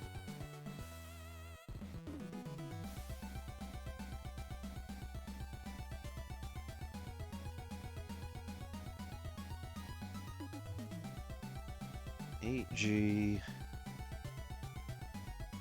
9G, 10G, 9I, and 8H.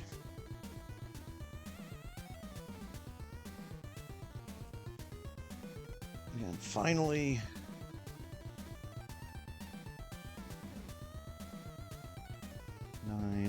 I. Dog with big picture. Okay, this one only has 1 exit. Which is 8H.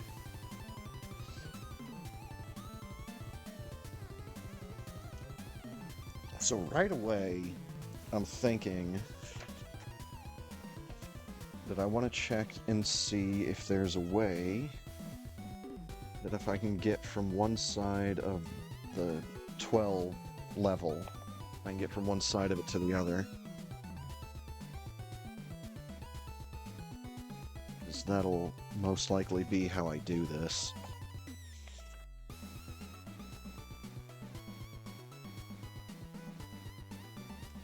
Does anything lead me to 11H? Not directly. I have something that takes me to 11F. And if 11F, keep an eye on your time. If 11F can get me to 11H, it cannot. Not directly, anyways.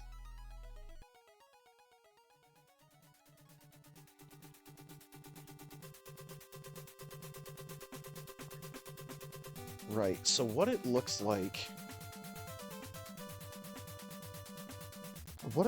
I'm gonna have to do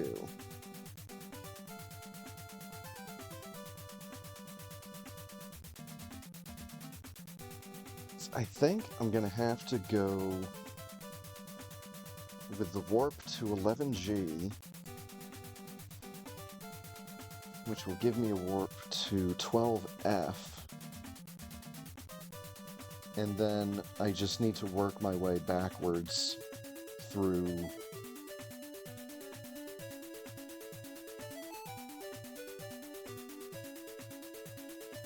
uh, 12E, 12D, 12C, 12B, 12A. But then in 12A, that can loop me back around to 12H, which can get me into 12G. And I need 12G, because that's where the next genie is. So I think I've got it. I just need to write down the numbers for the buttons.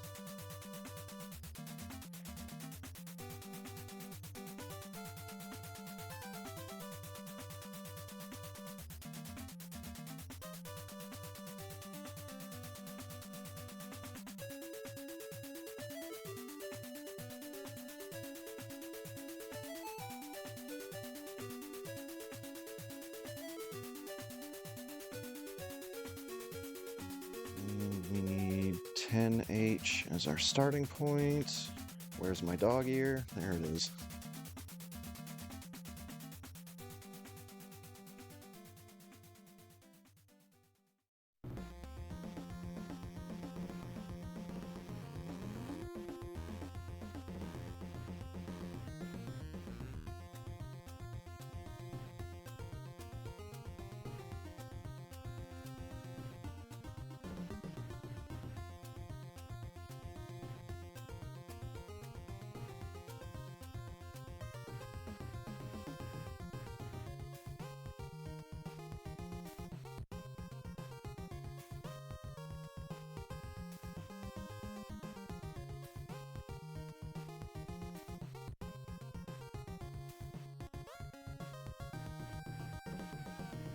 by that in the notes. Alright, so if I'm starting...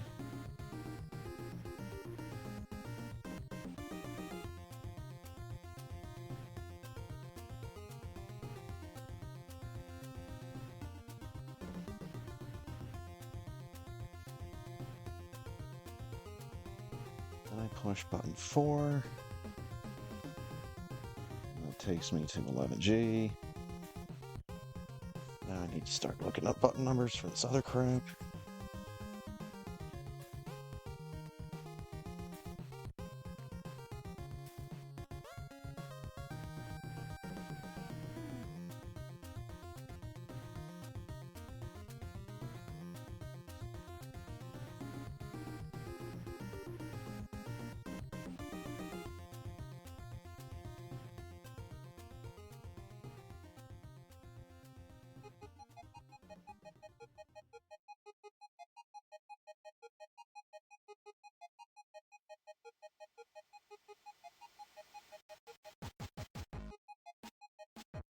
Alright, this one.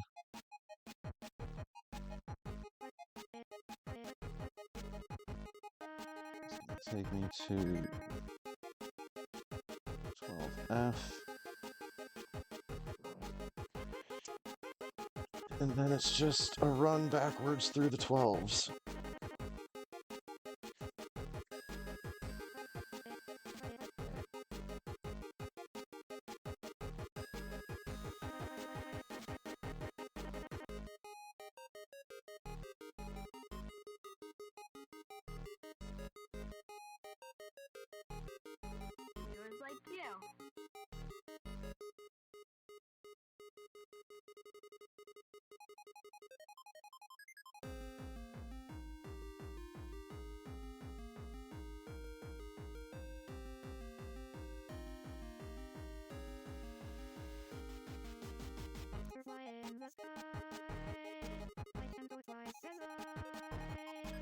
So,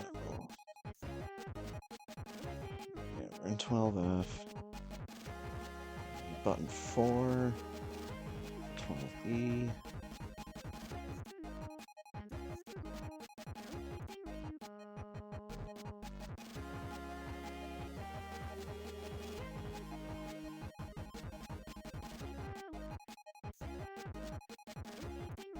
Button number 7.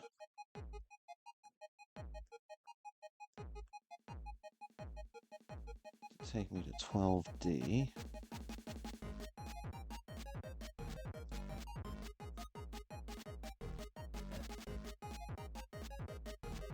And then what's gonna take me to 12?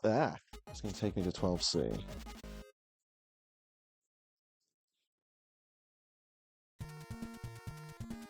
Number 5. 12C. Button number 4.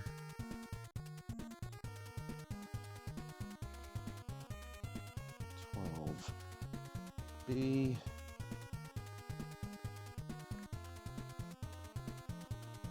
And button 3.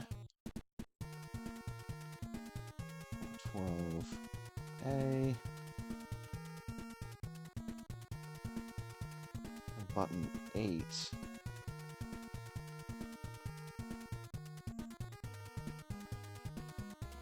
12H. I get the feeling I'm gonna need to need to remake these notes.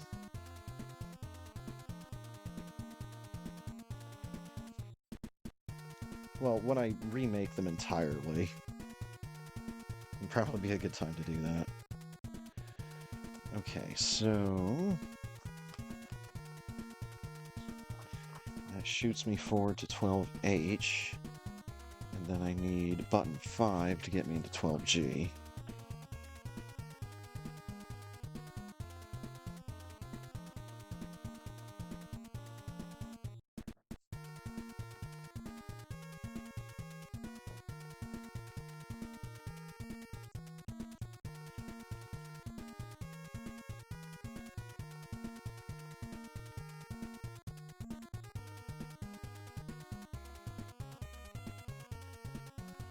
Ugh. God. That was a fucking pain having to do that. Forcing myself to do that. So...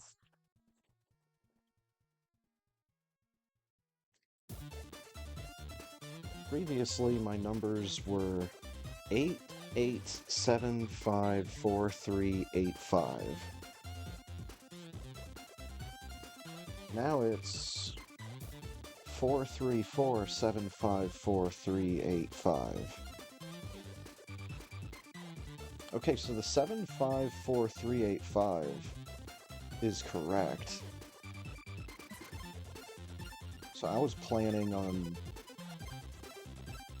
going backwards through level 12 the whole time. It's just I screwed up in getting there.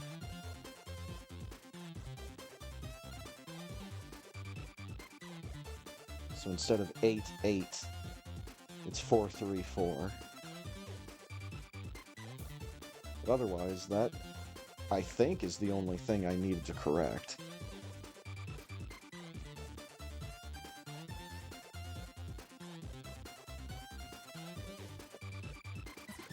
And I can do a real slapdash job of fixing up these notes while I'm at it.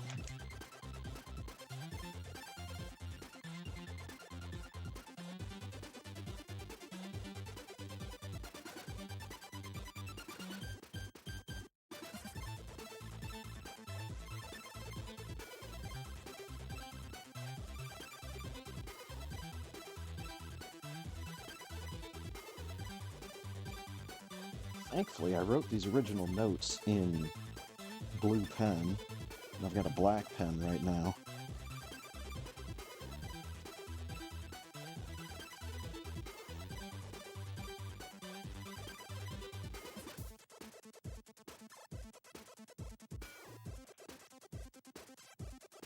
Okay. So, well, what does this mean? Well, this means that there might actually be another viable speedrun route for Panic. Quote-unquote viable.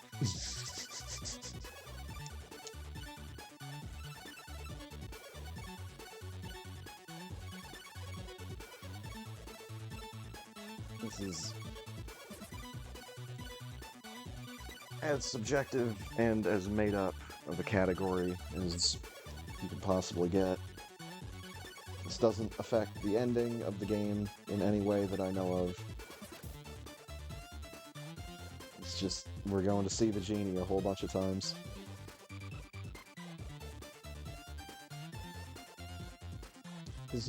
I guess it's also because he is one of the few, like, consistent cameos in the game.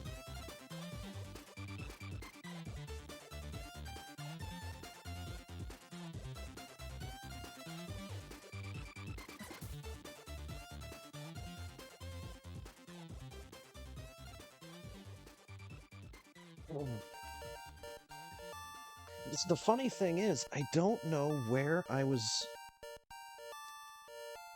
originally thinking that I was going on that route.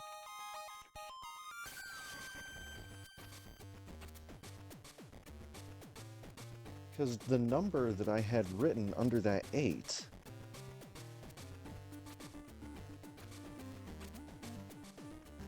it looked like it could have either been like a 7 or a 9 that I had initially written under that 8, but neither of those are warps. So I think that's when I was initially wondering if, like, the different BIOS files that I was using could actually affect the game in a way that would make the warps not lead to the same point. I don't know how that would make sense, or how that would happen, but I am literally a caveman that someone told about video games.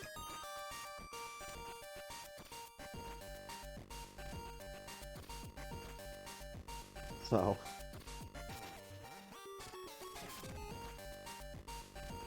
I know enough to get by.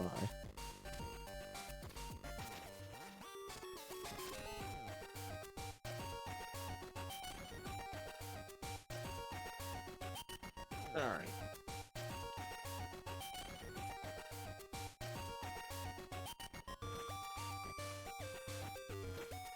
Or other races cluttering the scenery.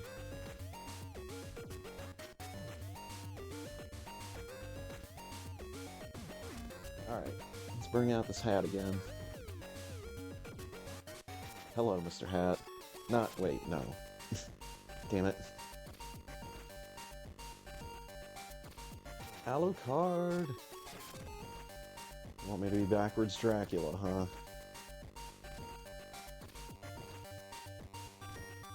Oh, because I'm in the Samus folder.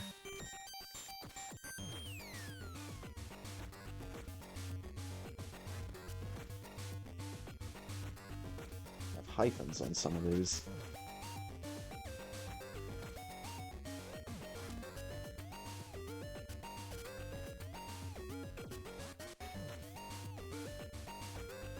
I think these were...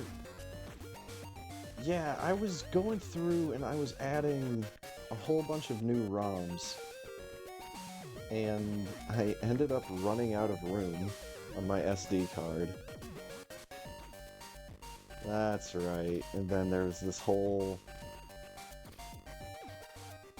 clusterfuck of issues when I was trying to reformat, or I guess just format, one of my other big SD cards that I've got. And it was like, oh, well, there's stuff in here that can't be deleted, or there's stuff in here that, oh shit, wait. It somehow got unplugged. Can't do anything now. Part of it's corrupted or something.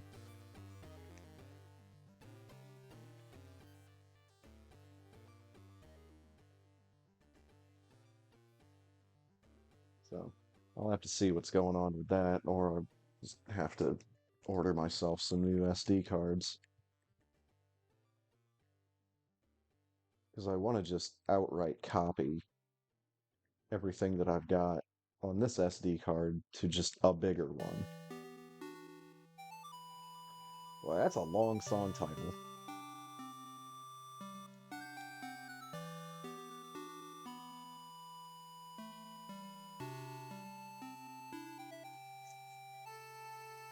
Space colonoscopy.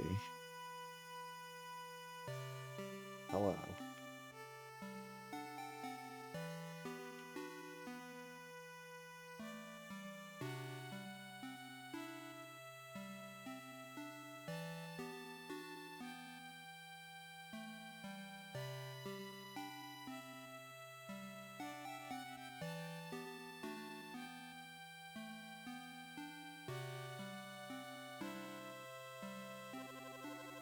See all that data.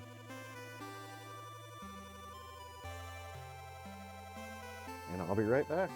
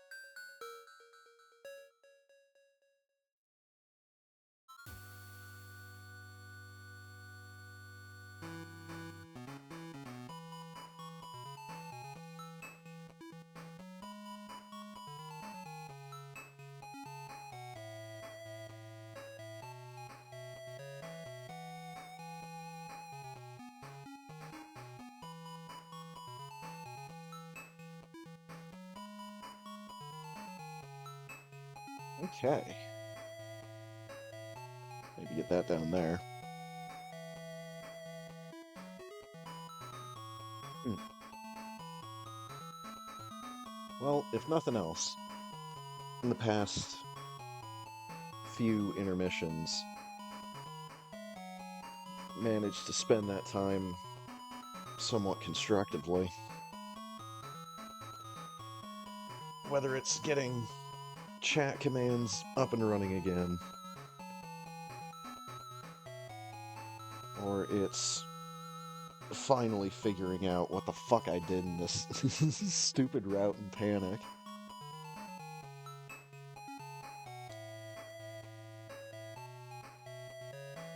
I'm glad I'm getting little stuff like that done. Because that's the kind of shit that tends to pile up.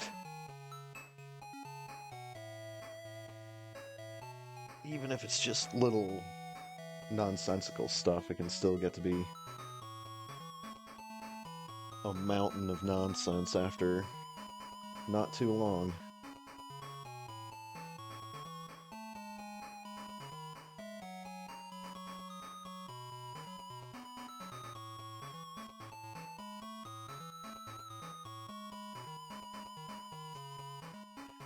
Imagination running wild about that paper flipping. See, the funny thing is, unless you remember me mentioning this about my notes on Panic in the past, they're not printed off in black ink. The printer I was using at the time didn't have any black ink. So, however many pages thick this thing is, it's all printed out in red lettering.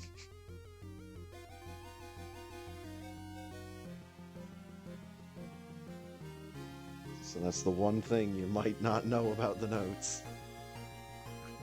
It's actually in red. Well, I'm ready.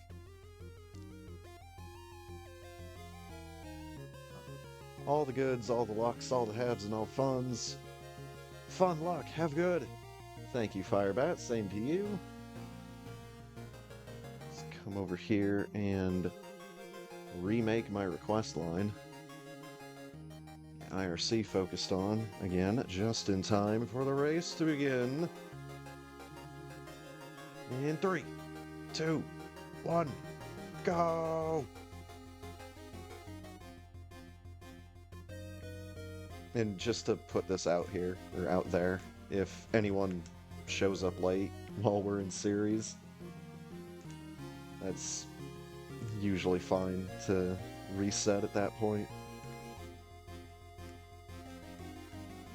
Probably, like, if anyone were to join late and ask for a reset, I think, like, anything up until maybe Morph Ball is okay, because it's like, what have you really done at that point? But this is just me. Always down for resetting series. Yeah, I know.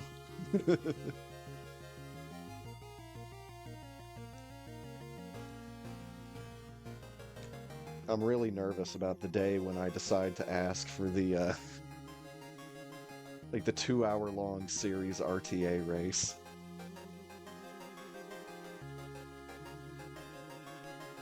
It'll literally just be like we have a 2-hour time limit. And it's just get your best time. Reset for whatever. We don't care.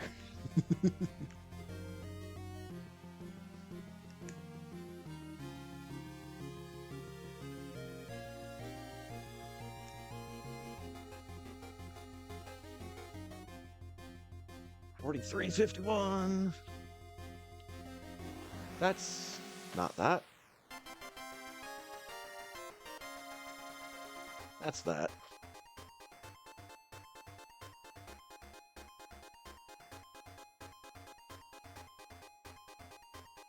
I should probably have this song on my favorites list.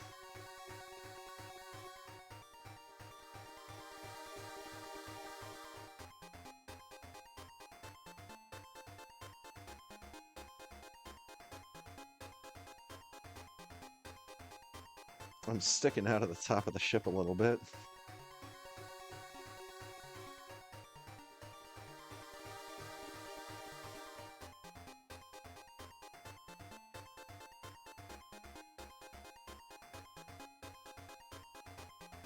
So I've been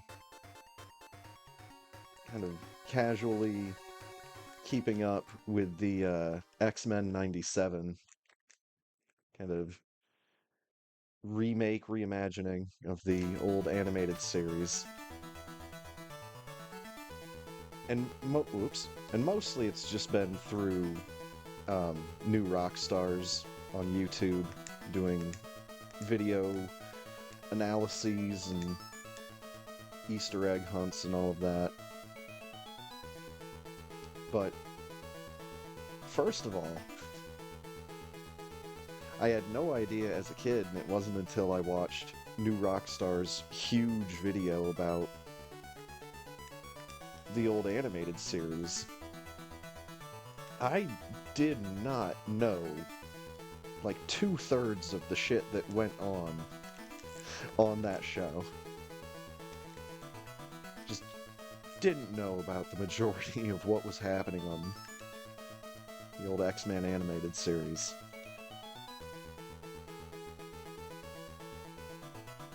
Even think I had all 5 seasons on a hard drive at some point.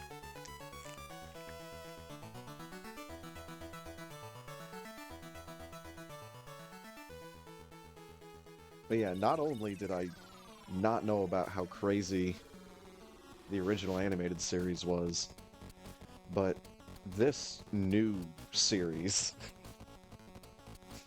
like, they don't have a whole lot of restraints.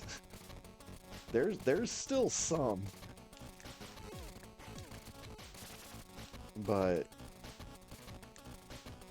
man, they are doing some wild fucking stuff on X-Men 97.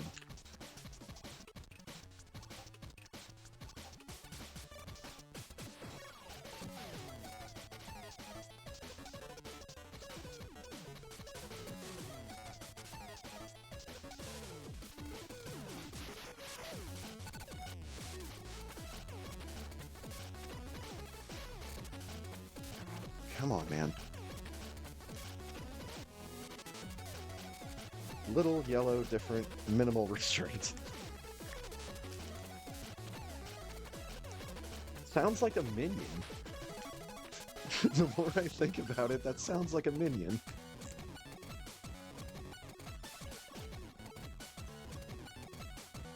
They're little, they're yellow, they're different, and they have minimal restraints.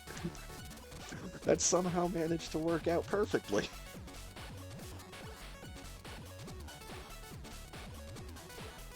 But yeah, I also don't really want to spoil anything about X-Men 97, so I can't, like, go into a whole lot of detail without spoiling stuff, but I'm glad that they are not still treating this strictly as a kid's show.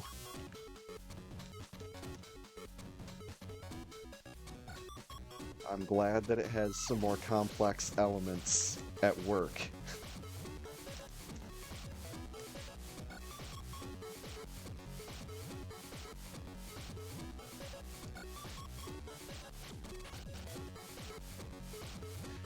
The one thing that I'll mention is the number of cameos on that show. Holy fucking crap. Like, first of all, there were a ton of cameos in the old animated series that I only ever caught, like, 1 or 2 of as a kid.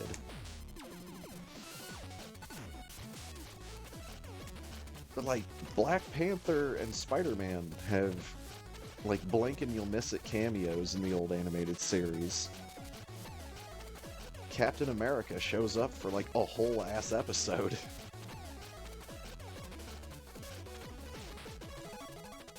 Doctor Strange shows up, like, at 3 different points, in 3 different episodes in the old animated series. Been fresh triple X-Men. I mean, you don't get to see them get down, but it is heavily implied.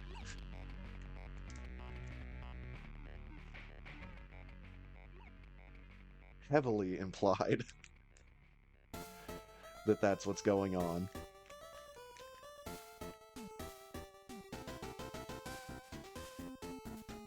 And not just with, like, one set of characters. Like, there's a couple different characters in that show that are just written a little bit hornier than they probably would have been in the old animated series. Which is fine. Given the context of the situation, it's fine.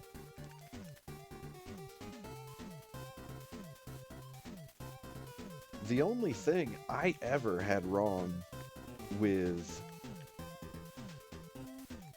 bringing back the old X-Men animated series and doing this new run is that they were bringing back Morph.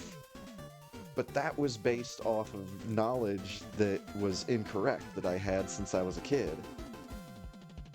Because, like, I knew that Mr. Sinister had brought Morph back. But I thought Morph ultimately died at some point in the series.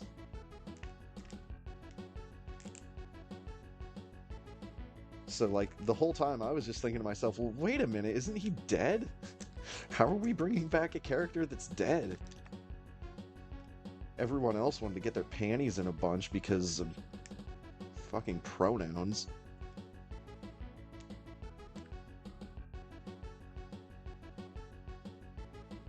I ain't got a problem with that. I thought the character was dead.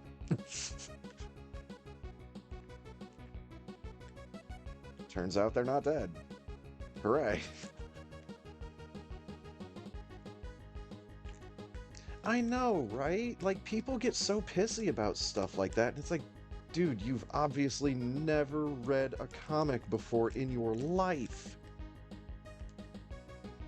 When people want to give the MCU bullshit about how they did their time travel mechanics, I'm like, oh god, another group of people that have never read comics.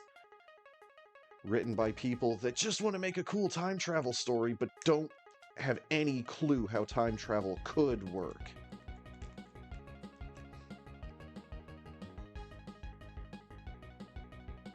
They just, like, invent a whole bunch of words. And it's like, oh, because of this MacGuffin machine, we were able to travel back through time.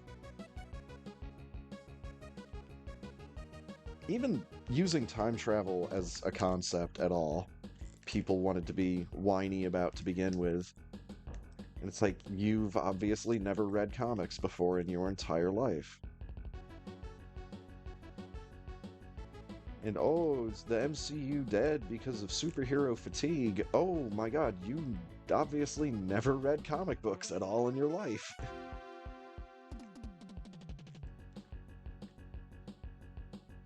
Because yeah, there was, like, creative burnout at different times with Marvel and DC. And there was reader burnout, and it fluctuated wildly.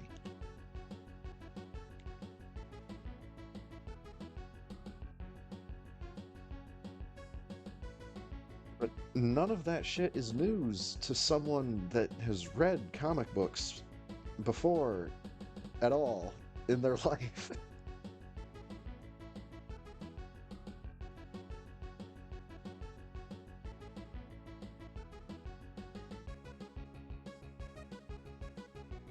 Fuck, I hit item cancel. And honestly, once again, full transparency here, I was a much bigger fan of the Fleer Ultra trading cards for the X-Men. specifically the Fleer Ultra 94 set of X-Men trading cards. I never ended up getting a complete set.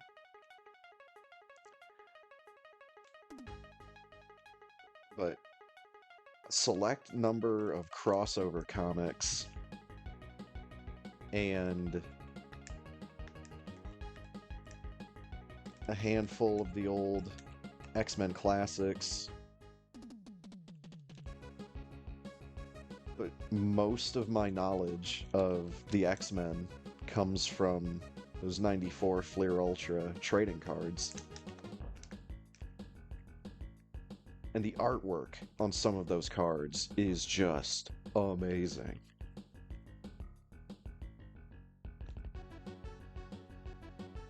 So my baseline knowledge of the X-Men is nowhere near as accurate as I once believed. But I definitely know that those fucking Fleer Ultra cards sucked me right in. Got me hooked on the idea of spending $5 or $6 on a pack of cards.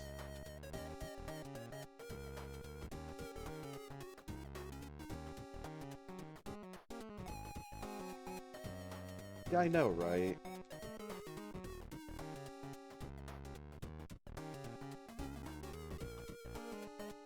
It's like, oh, well, we're really sad that this character died. Oh, well, wait, they'll just reboot the franchise. Don't worry. Or they'll just have it be a multiple universe kind of thing. Acid wash shop.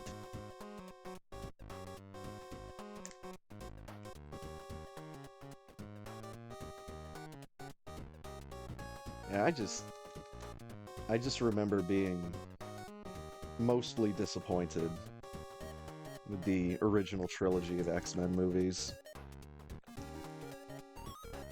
Just like visual effects, like digital visual effects, were just not there yet.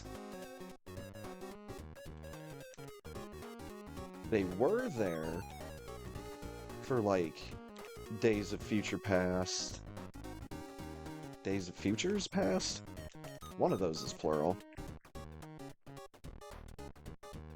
Or like X-Men Apocalypse. You know, yeah, the visual effects were there at that point, but audience empathy was at an all-time high. Is that not the right word to use there? He should have just gone with audience interest was kind of at a low at that point.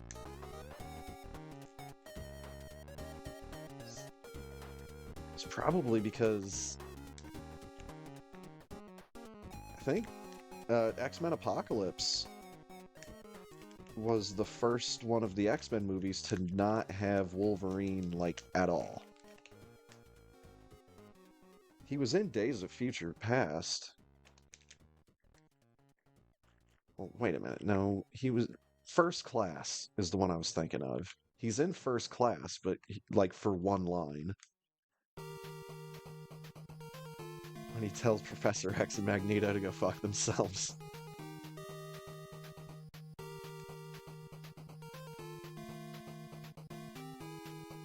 Yeah, because like Days of Futures Past, or Days of Future Past, or... I think it's plural, I don't know. But that one was like centered around Wolverine, so yeah, he was in that one. But yeah, he was not in X-Men Apocalypse, though. And then to make up for it, they just had to, you know, send off the Fox X-Men cinematic universe with Logan.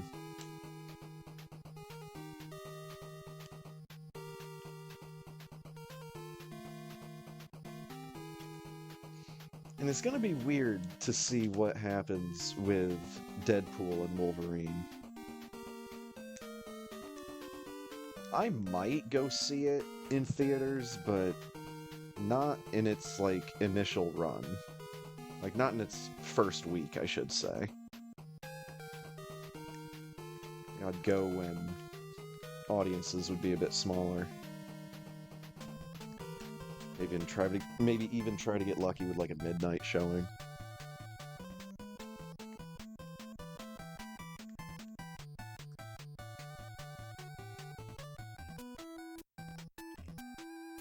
Well, I guess that works.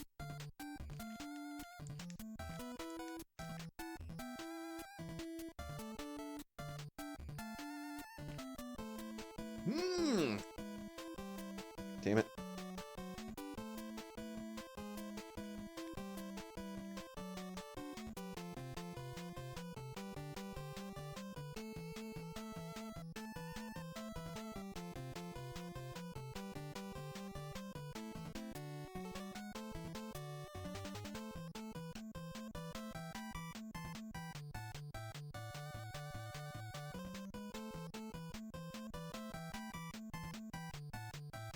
Oh, shit.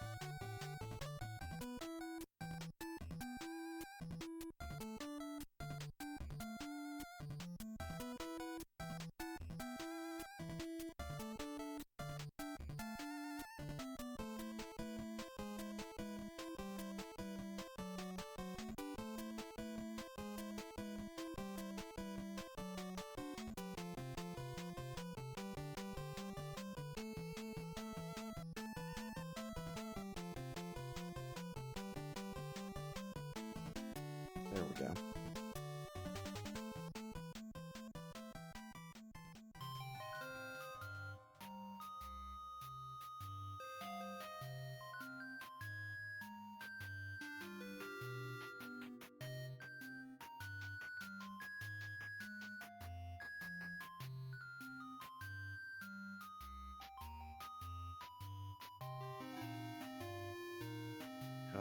Boom.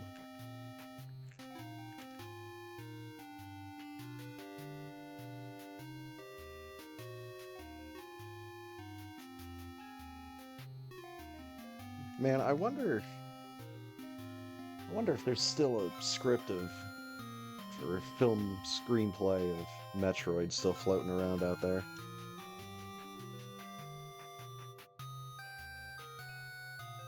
Hmm.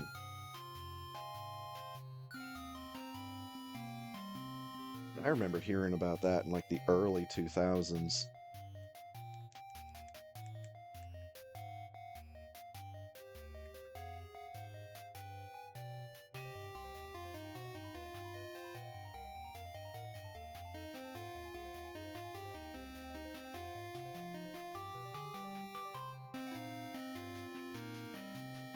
I think I remember some magazine claiming that rumors of John Woo directing some manner of Metroid movie had at least been talked about.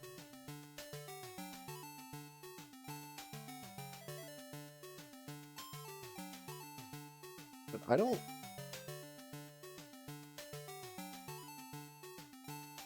think Metroid is a franchise that's... I mean, you could adapt just about anything to film. Just about. Thank you, Jump Button, you traitorous motherfucker.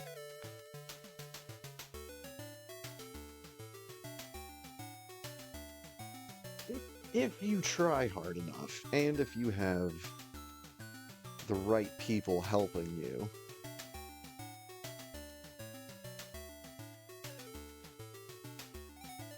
then adapting something to the screen is doable.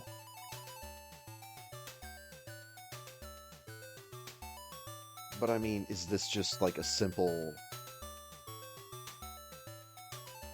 galactic bounty hunter story where it's just like no origin story for this character? We just meet them like out in space mid-flight.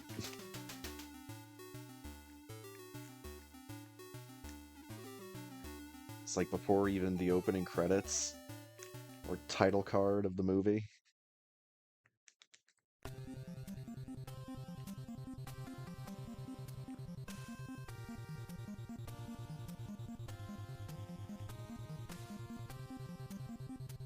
I'm an idiot and I'm jumping at the wrong time.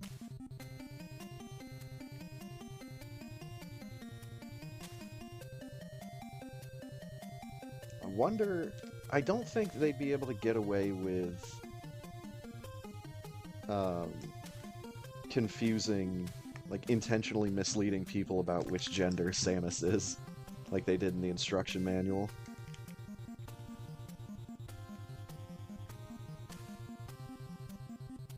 I think most people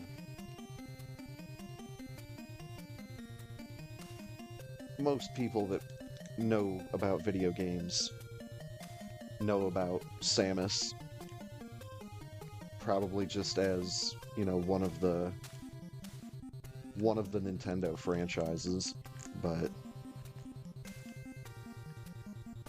pretty sure almost everyone knows that Samus is a grill by now.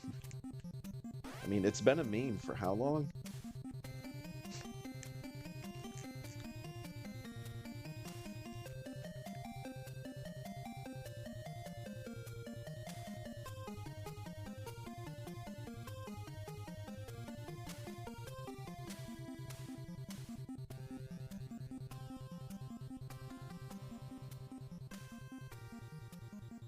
I wish Alucard got red Ice Beam every time.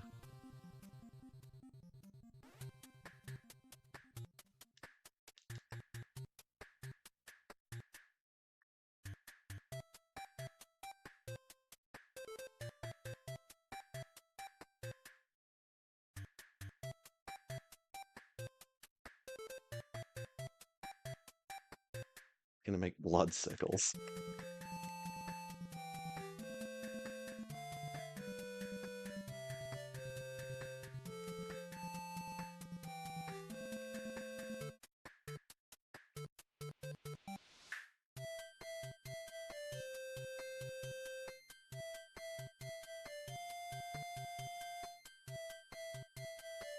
That's way too early. All I need to do is hit him with 2, though. Okay, we got him. It's like on the tail end of the backside.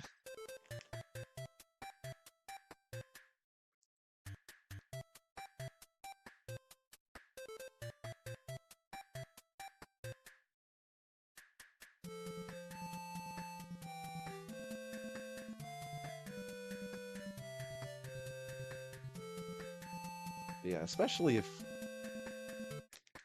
someone was trying to remake, or if someone was trying to, like, adapt Metroid 1 and 2 into a single movie.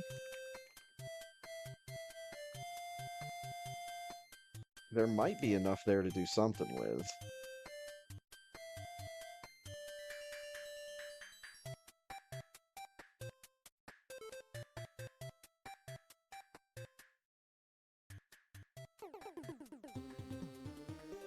Otherwise, you'd have to be doing, like,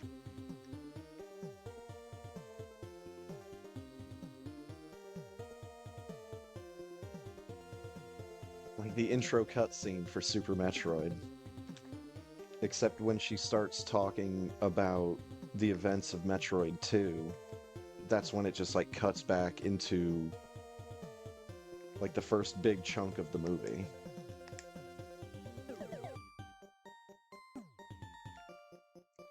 If you have the first big chunk of the movie just be, like,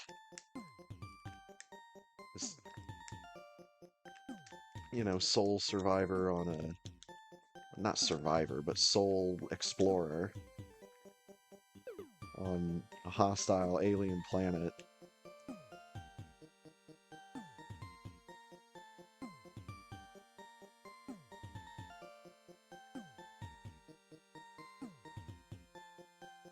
And maybe you could do...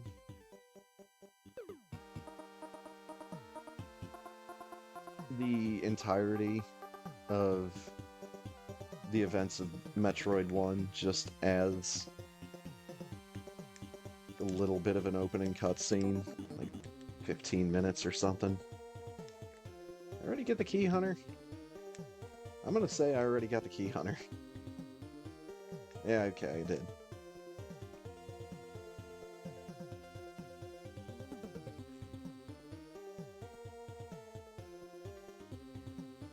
Because otherwise, I get, like, trying to adapt just Metroid 1 into a screenplay would be a bit more difficult.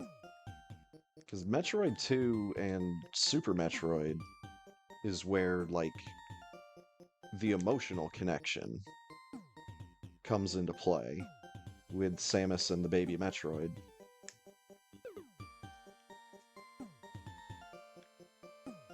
So that's how to get people to connect emotionally, and, you know, the emotional stakes.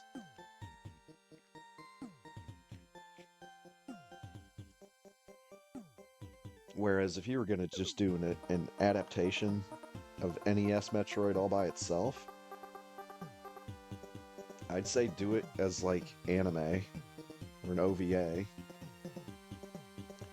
and just focus on having, like, a bunch of really cool shots of alien gore, alien guts splattering everywhere as Samus just marches through and blows holes in everything.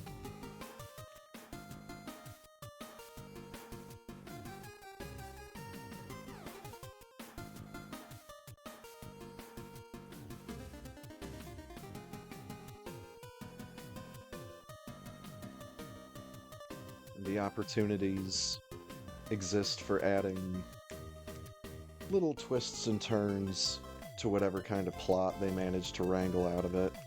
You know, they've got Kraid, they've got Ridley, and they've got Mother Brain.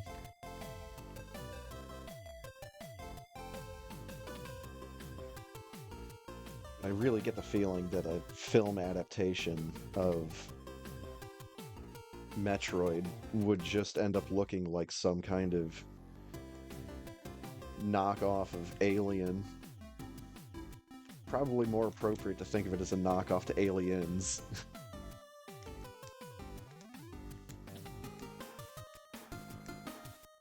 Yeah, not even a Star Wars knockoff, an Aliens knockoff.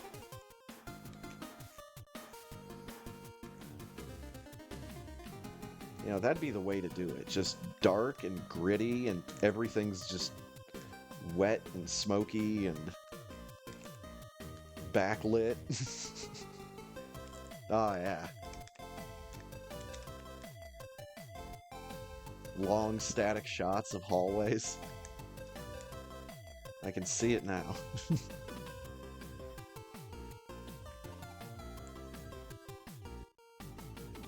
It's just there's not as much story in the first game as there would be in 2 and 3.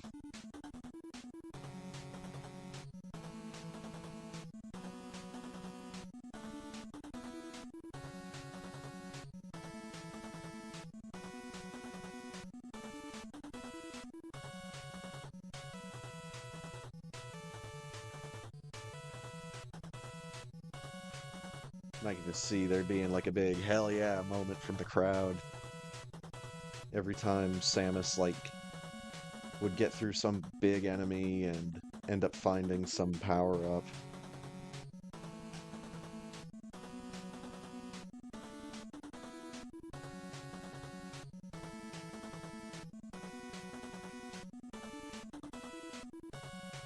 But anyways. Whoops.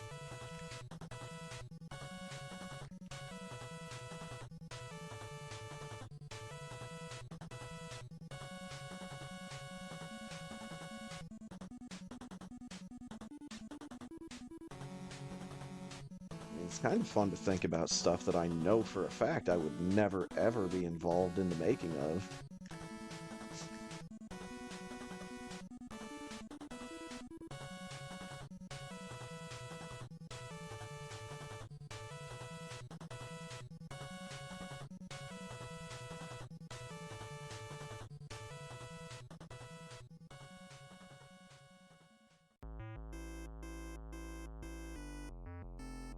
Ugh. Nope, that's the wall.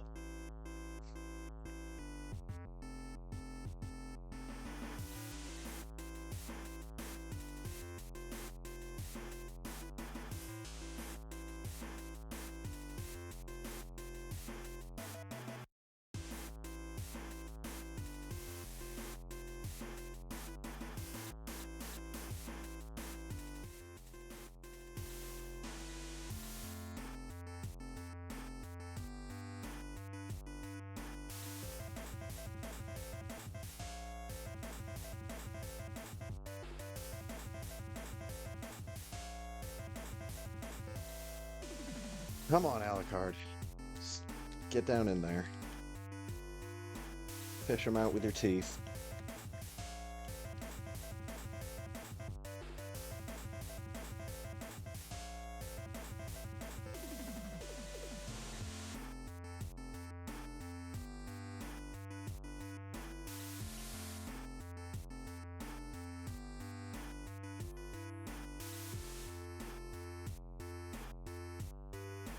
That's an up input, apparently. I'm at... Like, I'm pressing the right... Like, the far right edge of the right button of the D-pad. Thumb is otherwise not anywhere near the up input.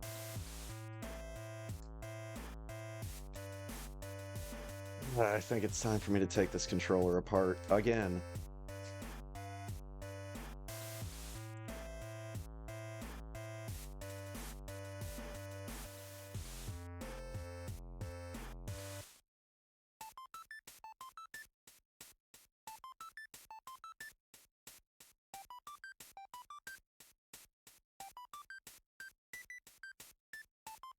Hopefully I don't need to replace anything in here, like the rubber pads or anything else.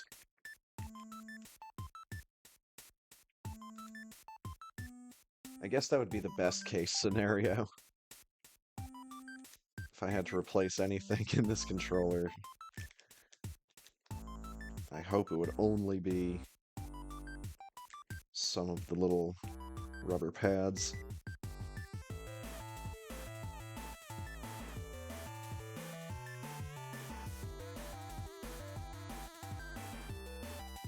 So I've still got another couple spare controllers that don't work as well as this one.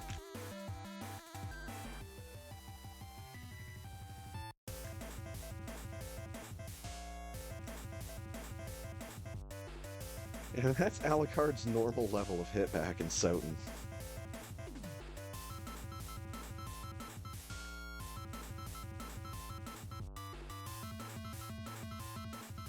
Seem to remember having a more elaborate animation.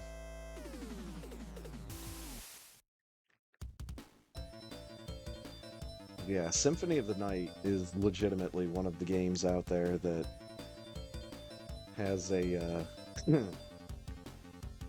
has a bigger sprite sheet than Super Metroid.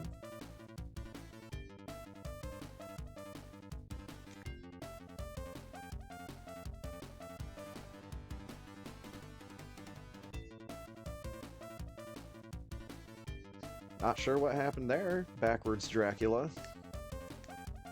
And why you just decided to stop space jumping.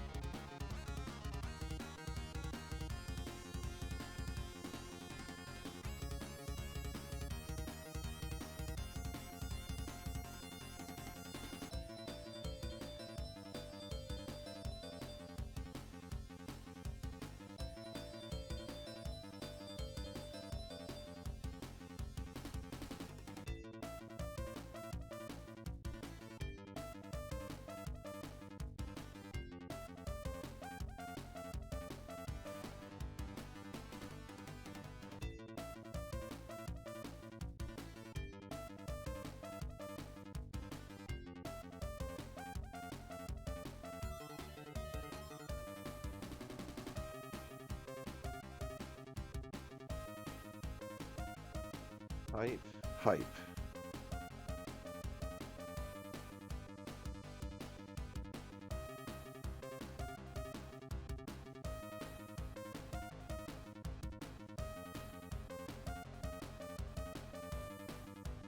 Oh, feeling.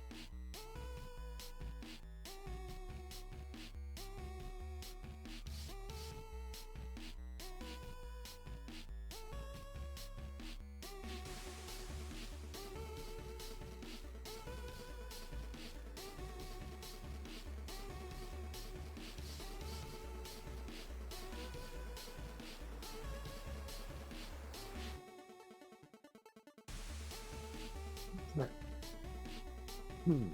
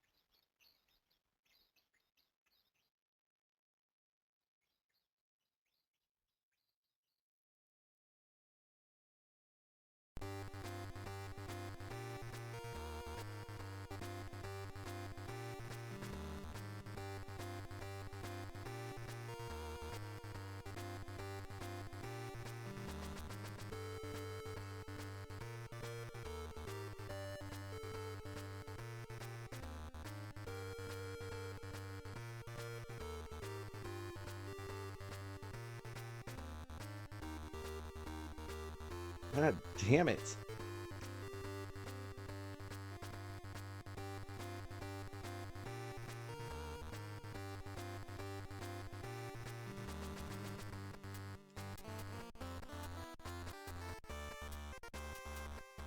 I'm releasing these shots way too fucking early.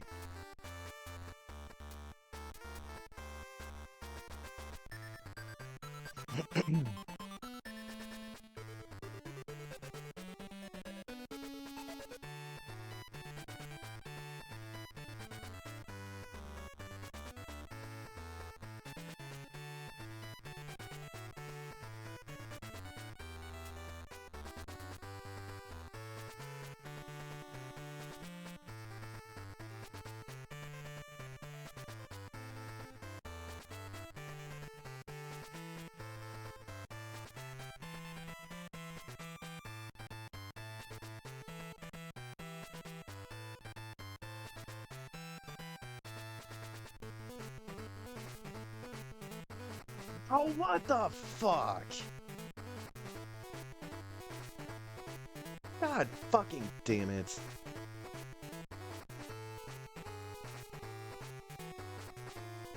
like, fuck up a jump. Whatever.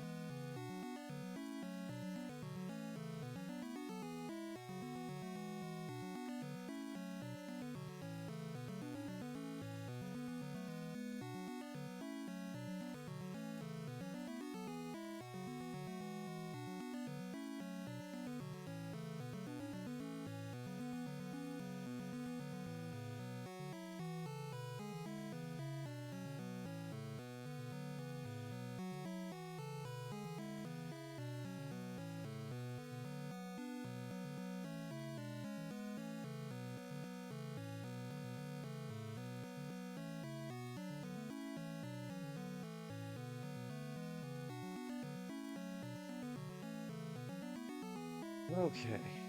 And there's Firebat taking first with a 48-22. GG.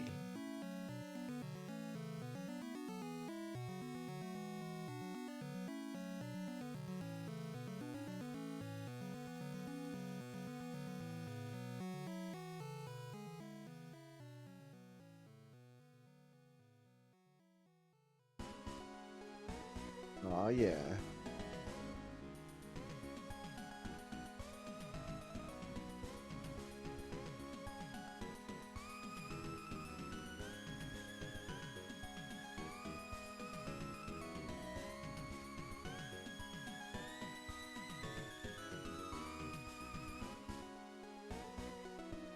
Llama Llama. What a great game.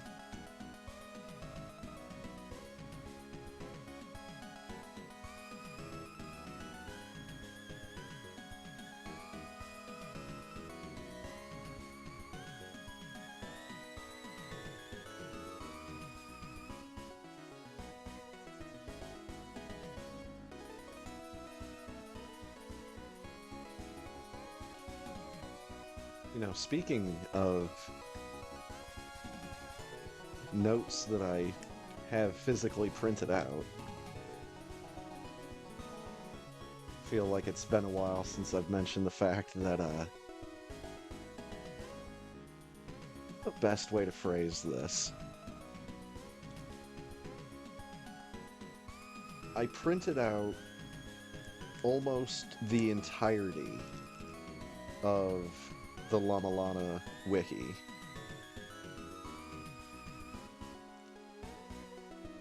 The whole thing. Well, almost the whole thing.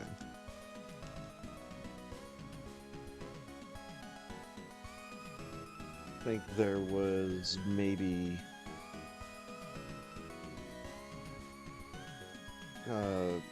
maybe like some notes on the bonus area. I think I've got the instructions for how to unlock the bonus area, but I don't think I've got any, like, you know, room by room walkthroughs.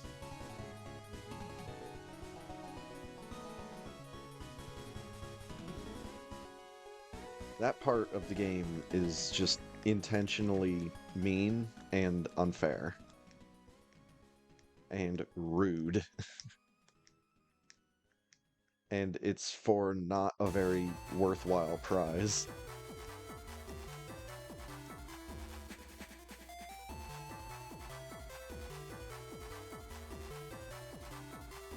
They changed it up a little bit in the Llama Lana remake.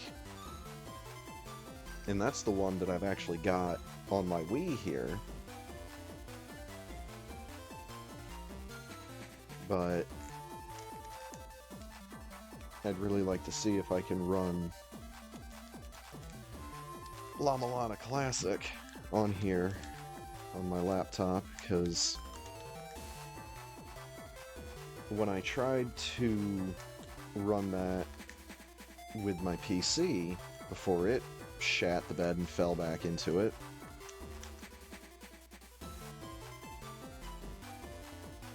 there was always, like, graphical glitches. Mostly just, like, palettes would be wrong. And just colors of things in general would just be wrong. Now, normally, I'm okay with stuff like that.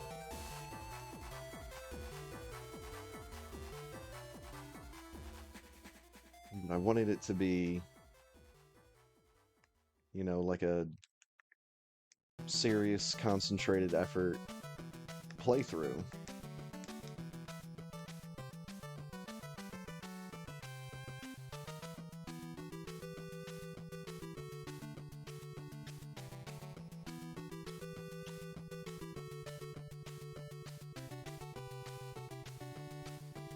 But yeah, the entirety of the Llama Lana wiki, save like 2 pages maybe,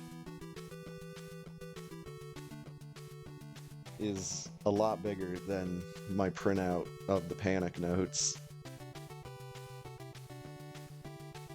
It's like maybe if you had 5 or 6 copies of my panic notes, that might be getting close to how thick that folder is that I have the Llama Lana wiki stored in. It's so weird to say that, too.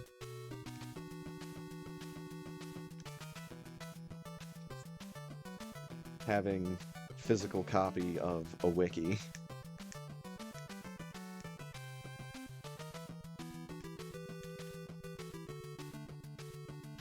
And if I'm remembering right, this was done like right around the time that the remake was initially coming out.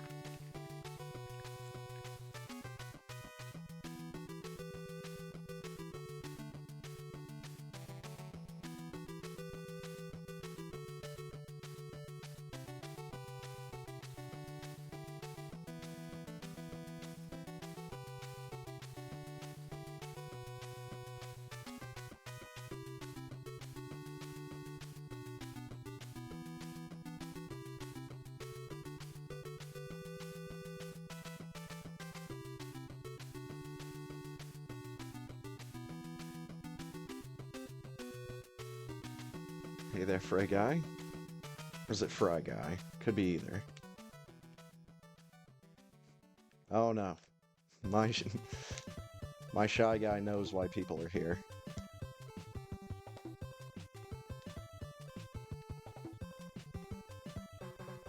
Oh my god.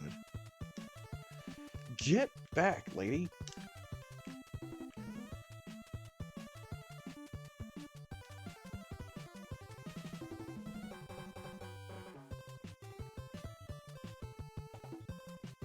Ah, I see. Cancel that catch-up. Not that one, though. Man, she's dead.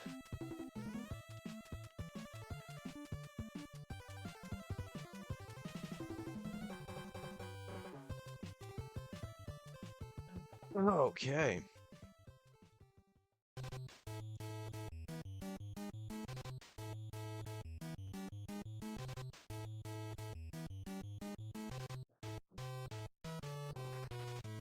My god.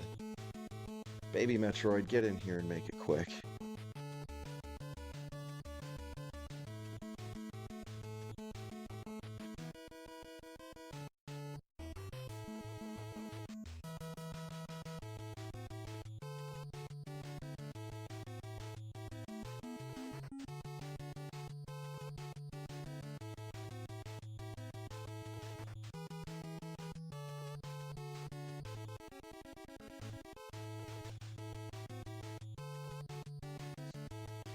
I wonder if anyone's ever wondered about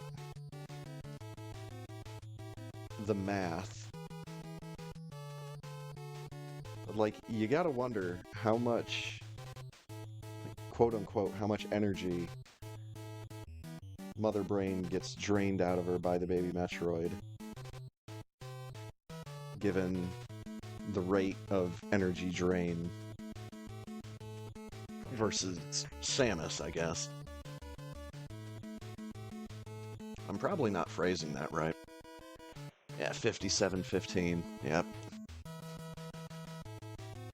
That makes sense. This has not been a great run.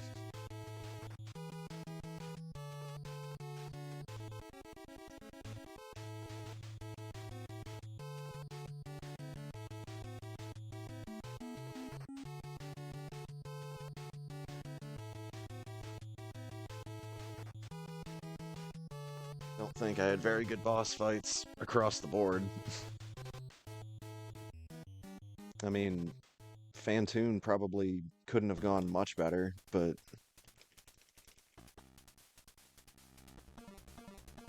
I don't have screw attack on. There we go. It's like Fantoon, I don't think could have gone much better, except for his actions. He just wanted to take all day. And Dragon wanting to be Swoop Master 5000 didn't help that situation any. I turned Space Jump off. Did I turn Space Jump off? Holy fucking crap!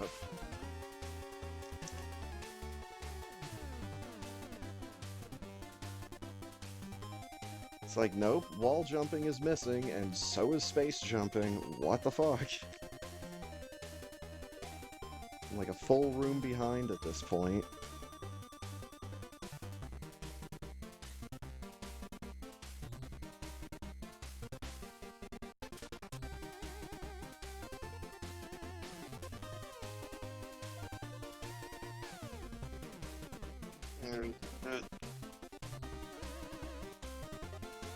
Just don't save the animals by mistake.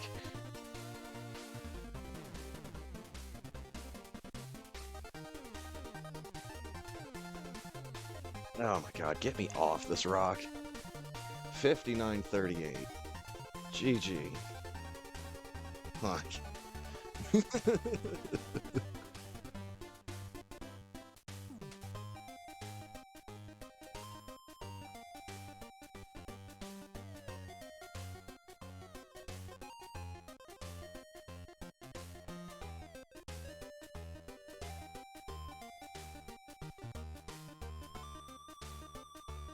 Yeah, I don't have an excuse for that one. That was just a shit run.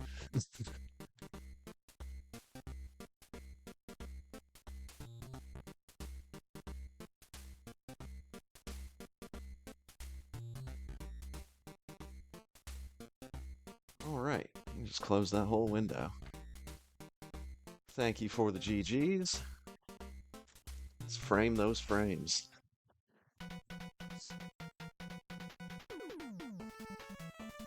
Kill them, save them, and frame them.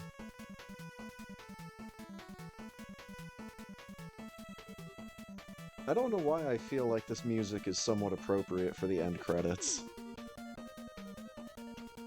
Maybe that's just me.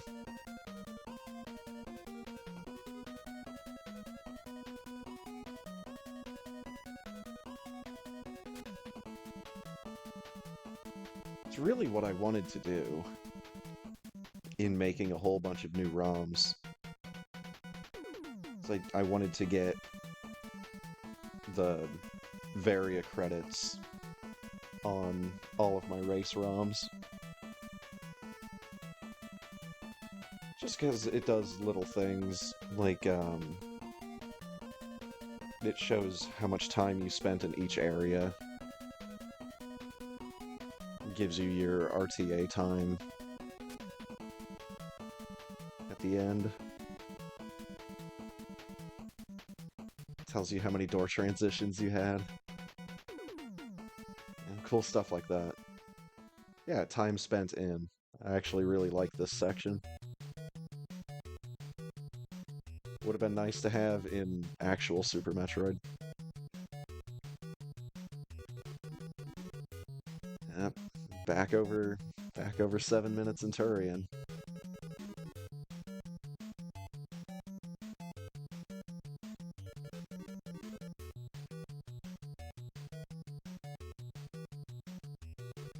I wish they had something here instead of it being blank. I mean, obviously, one alternative would be, you know, saying, oh, Brinstar missiles were at Brinstar missiles.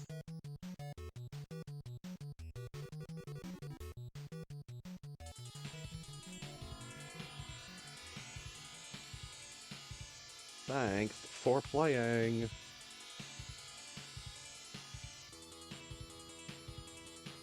Air Force!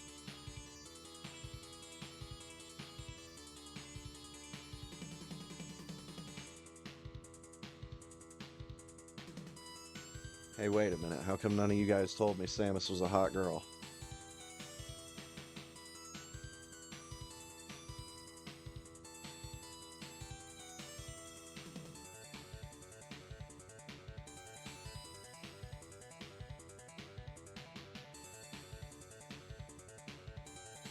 See you next mission.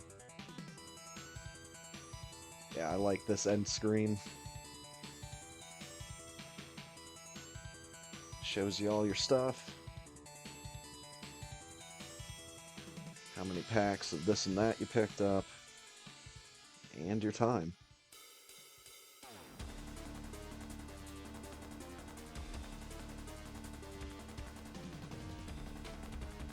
Instantly add this song to my favorites list. Holy crap.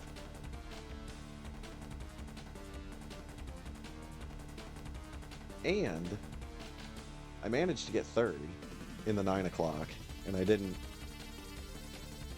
meme about it.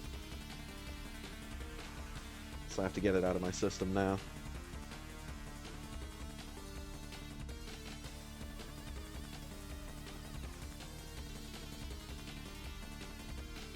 Speaking of getting it out of my system, we did it!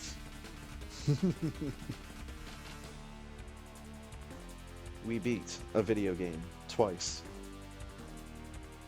in one night with a 1 hour break spent staring at a piece of paper. Several pieces of paper, actually. Yeah, I think that counts as several.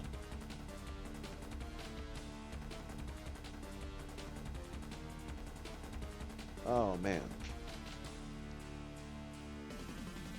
that is going to wrap things up in a nice little bow for the night.